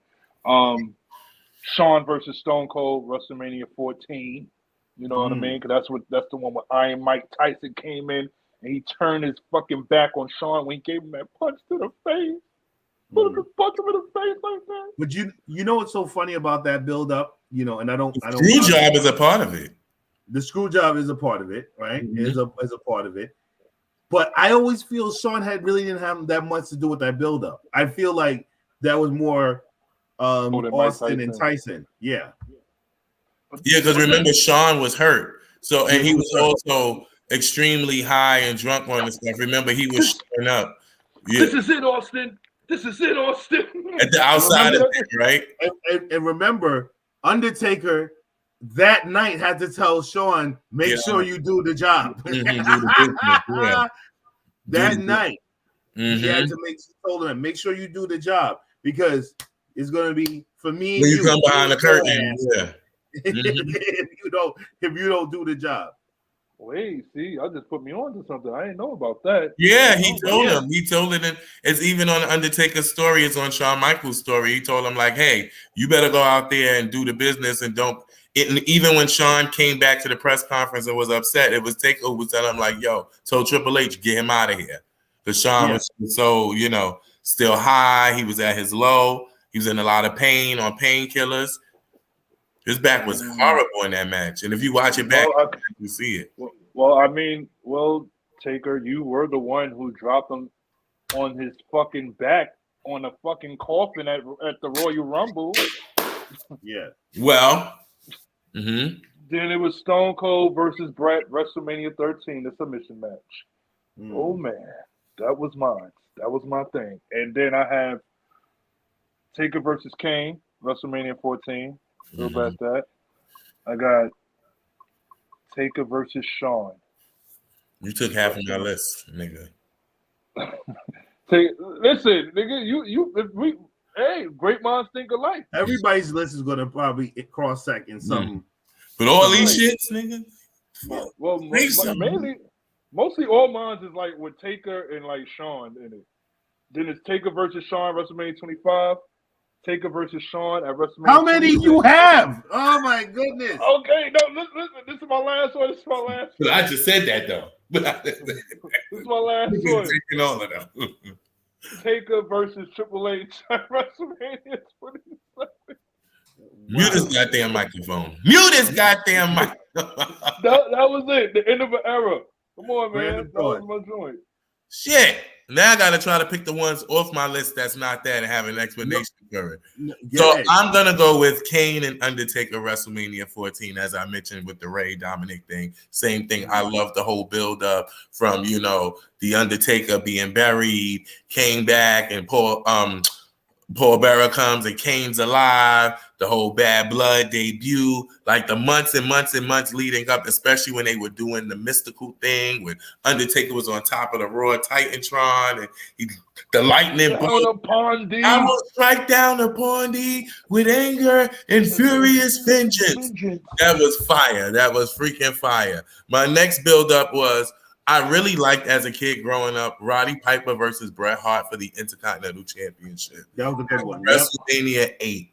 Like seeing these were two guys, like Piper was used to being the heel mostly in the 80s. Here we were on the brink of the 90s, and Piper was coming in as an honest champion. Bret was an upstart. He was becoming solo. And I think it was one of either his first or his second Intercontinental Champion wins. I just love the build-up that it was two honest guys. It could have been Piper going against one of their top heels at the time, but it was Bret's time, and I did like that. Jericho and Triple H more specifically was because it was the return of Triple H. I was there at Madison Square Garden. I freaking loved that damn King of My World, the music and the song that they used for the promo vignette for WrestleMania 18, I believe it was. And Savage and Hogan, WrestleMania 5. The whole build, was that 5? I think 5 or 4. Yeah. That was 5. Yeah, the whole implosion of the mega powers. I see the lust in your eyes, Hogan. Them both building up like these careers and then finally coming to a head at WrestleMania. I just put WrestleMania 10 main events because it was so intertwined with Luger and Brett falling out of the Royal Rumble, doing the coin toss. You know, Mr. Perfect being the referee, Brett fighting Owen that night and losing to Owen, but then Brett goes on and defeats Yokozuna and win the belt, and Owen is standing there like, what? But I just beat you earlier that night. Just the whole storyline of like Brett's reign to the championship was amazing to me.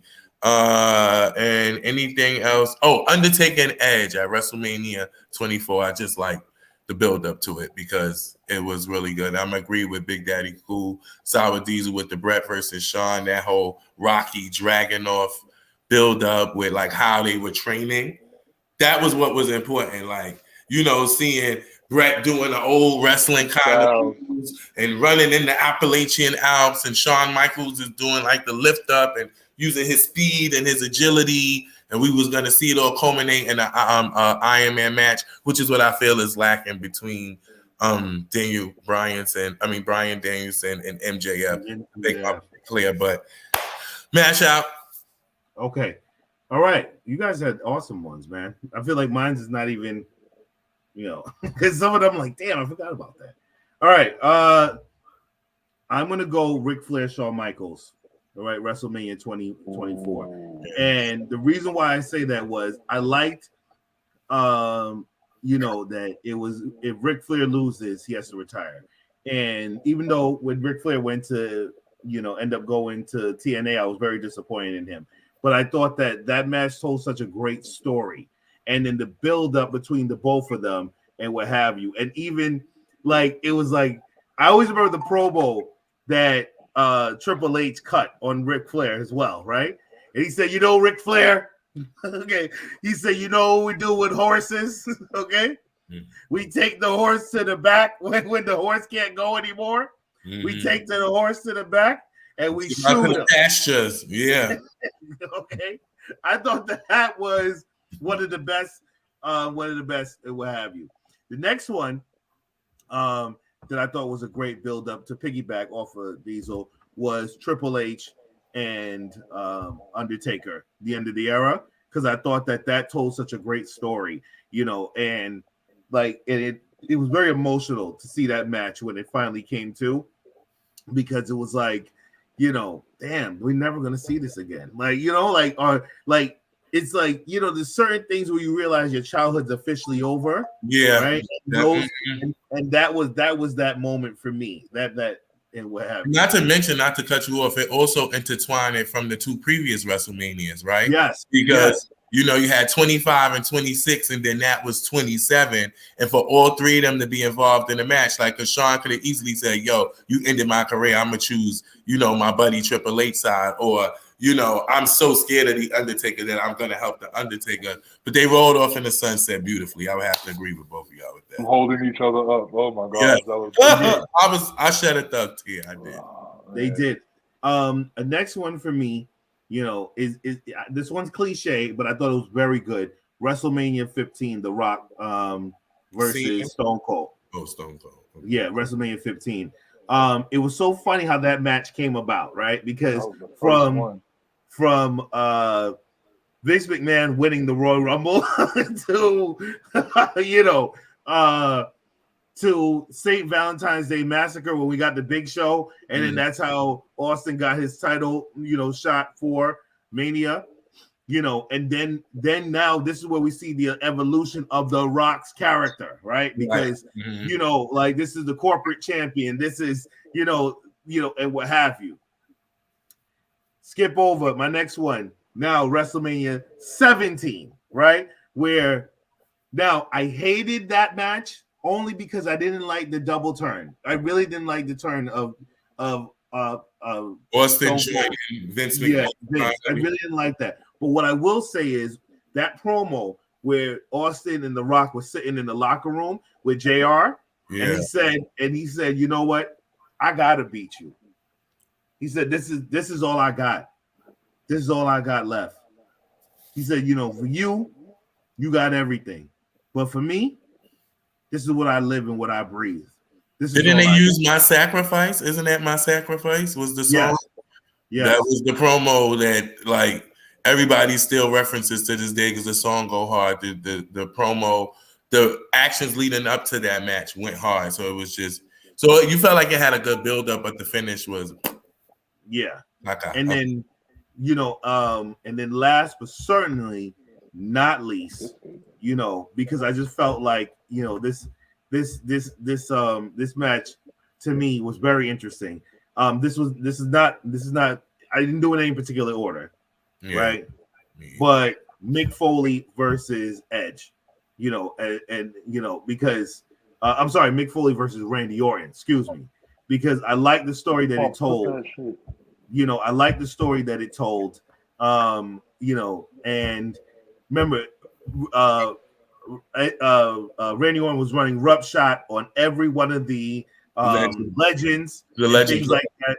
And then Mick Foley was supposed to come save the day, which he did not, but he definitely did a great job and what have you. And that was all my people. You know, also, you know, honorable mention. Not a good build-up, but one of the funniest matches I've ever seen in my life. And I reference this match as all the time.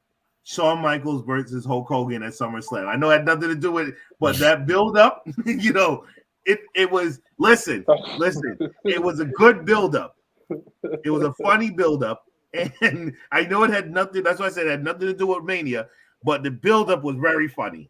And you know, and the fact that Shawn oversold every move that Hogan did, I just to this day, I watch that match when I need a good laugh. When I need a really good laugh, I rewatch that match all the time. My honorable mention was Brock and Angle. I thought that was a very good one. That was a good build-up because they was both like collegiate athletes. They were like real wrestlers. It was a jam-packed like WrestleMania. I think they was in Safeco Field that year, like one of the first times in baseball, like set up for WWE for WrestleMania. They was both wrestlers. It was pound for pound, bell to bell, turnbuckle to turnbuckle. It was a wrestling match, and then Brock, idiotic ass, thought that he was Psychosis or Juventud Guerrero. I don't know why he did that. And did that whole mamma jamma, but I like, that's my honorable mention. Is Eddie Guerrero versus Kurt Angle for the world, the black belt. Yeah, for the title. Yeah, the undisputed. That's what it was called. The undisputed title. Fellas, we made it to the end of the show. Yes, we made it. We made it. This is your segment now, Brandon Thoughts. Well, first, Wrestler of the Week? Yes. All right, so we've seen a lot of action leading up into WrestleMania. And fellas, I'm going to ask you first, the Mash Out King. Who was your Wrestler of the Week? Now, you're probably going to think I'm going to say Madcap Moss. I did think you was going to say the greatest showing that he did ever. You know what I mean? He really stole the show Friday night. But no, I'm not going to go with Madcap this Friday night or Rick Boogs. You know, I probably thought that I was going to pick Rick Boogs as well. But no, the guy I'm going to pick this week is Kevin Owens. All right? Kevin Owens is my guy this week because I love that he stayed true to himself and he didn't fake the funk at all. You know, when Sammy tried to come back with that piss poor sorry, you know, so let's just join up together. You know, Kevin Owens is my guy for this week. Big Daddy Cool, who is your Wrestler of the Week? Mustafa Ali. Who is that? Who you said? Bronson Reed. Oh, Bronson Reed. Oh, I couldn't tell. I don't know if that was the hand or not. Well, goes like this. Okay. My wrestler of the week this week is going to be one that you guys have picked the previous week. And Madcap? No, never. Mines are always melanated anyway. We didn't really get to discuss it, but we talked about Bronson Reed, we talked about Johnny Gargano, we touched a little bit on King Taz. So my wrestler of this week is Montez Ford. What he did in the Elimination Chamber, the way he came out, he looked like a king, he walked like a king, he wrestled like a king, he carried himself like a king. King Taz is now my new pick to win the Money in the Bank briefcase in July. Sorry, Sammy, I thought it would be you. That's my wrestler of this week is Montez Ford. All right. Final thoughts. Big Daddy Cool Sour Diesel, any final thoughts you want to leave to the fans, watchers, listeners, the people out there? Word on the curb. Why you just not throw it on me? We all gonna have one. You can just start with you. My final thought is tomorrow's Monday, the beginning of the week. Is it? Well, yes, because today is a rest day. You know what I mean? Have your rest for today. Get prepared for tomorrow and get prepared for the week. Love thyself and love thy neighbor. But before you love thy neighbor, make sure you love thyself first. Get your mental in health. Get your mental in check. You know what I mean? Don't make nobody make you feel like you crazy for what you thinking.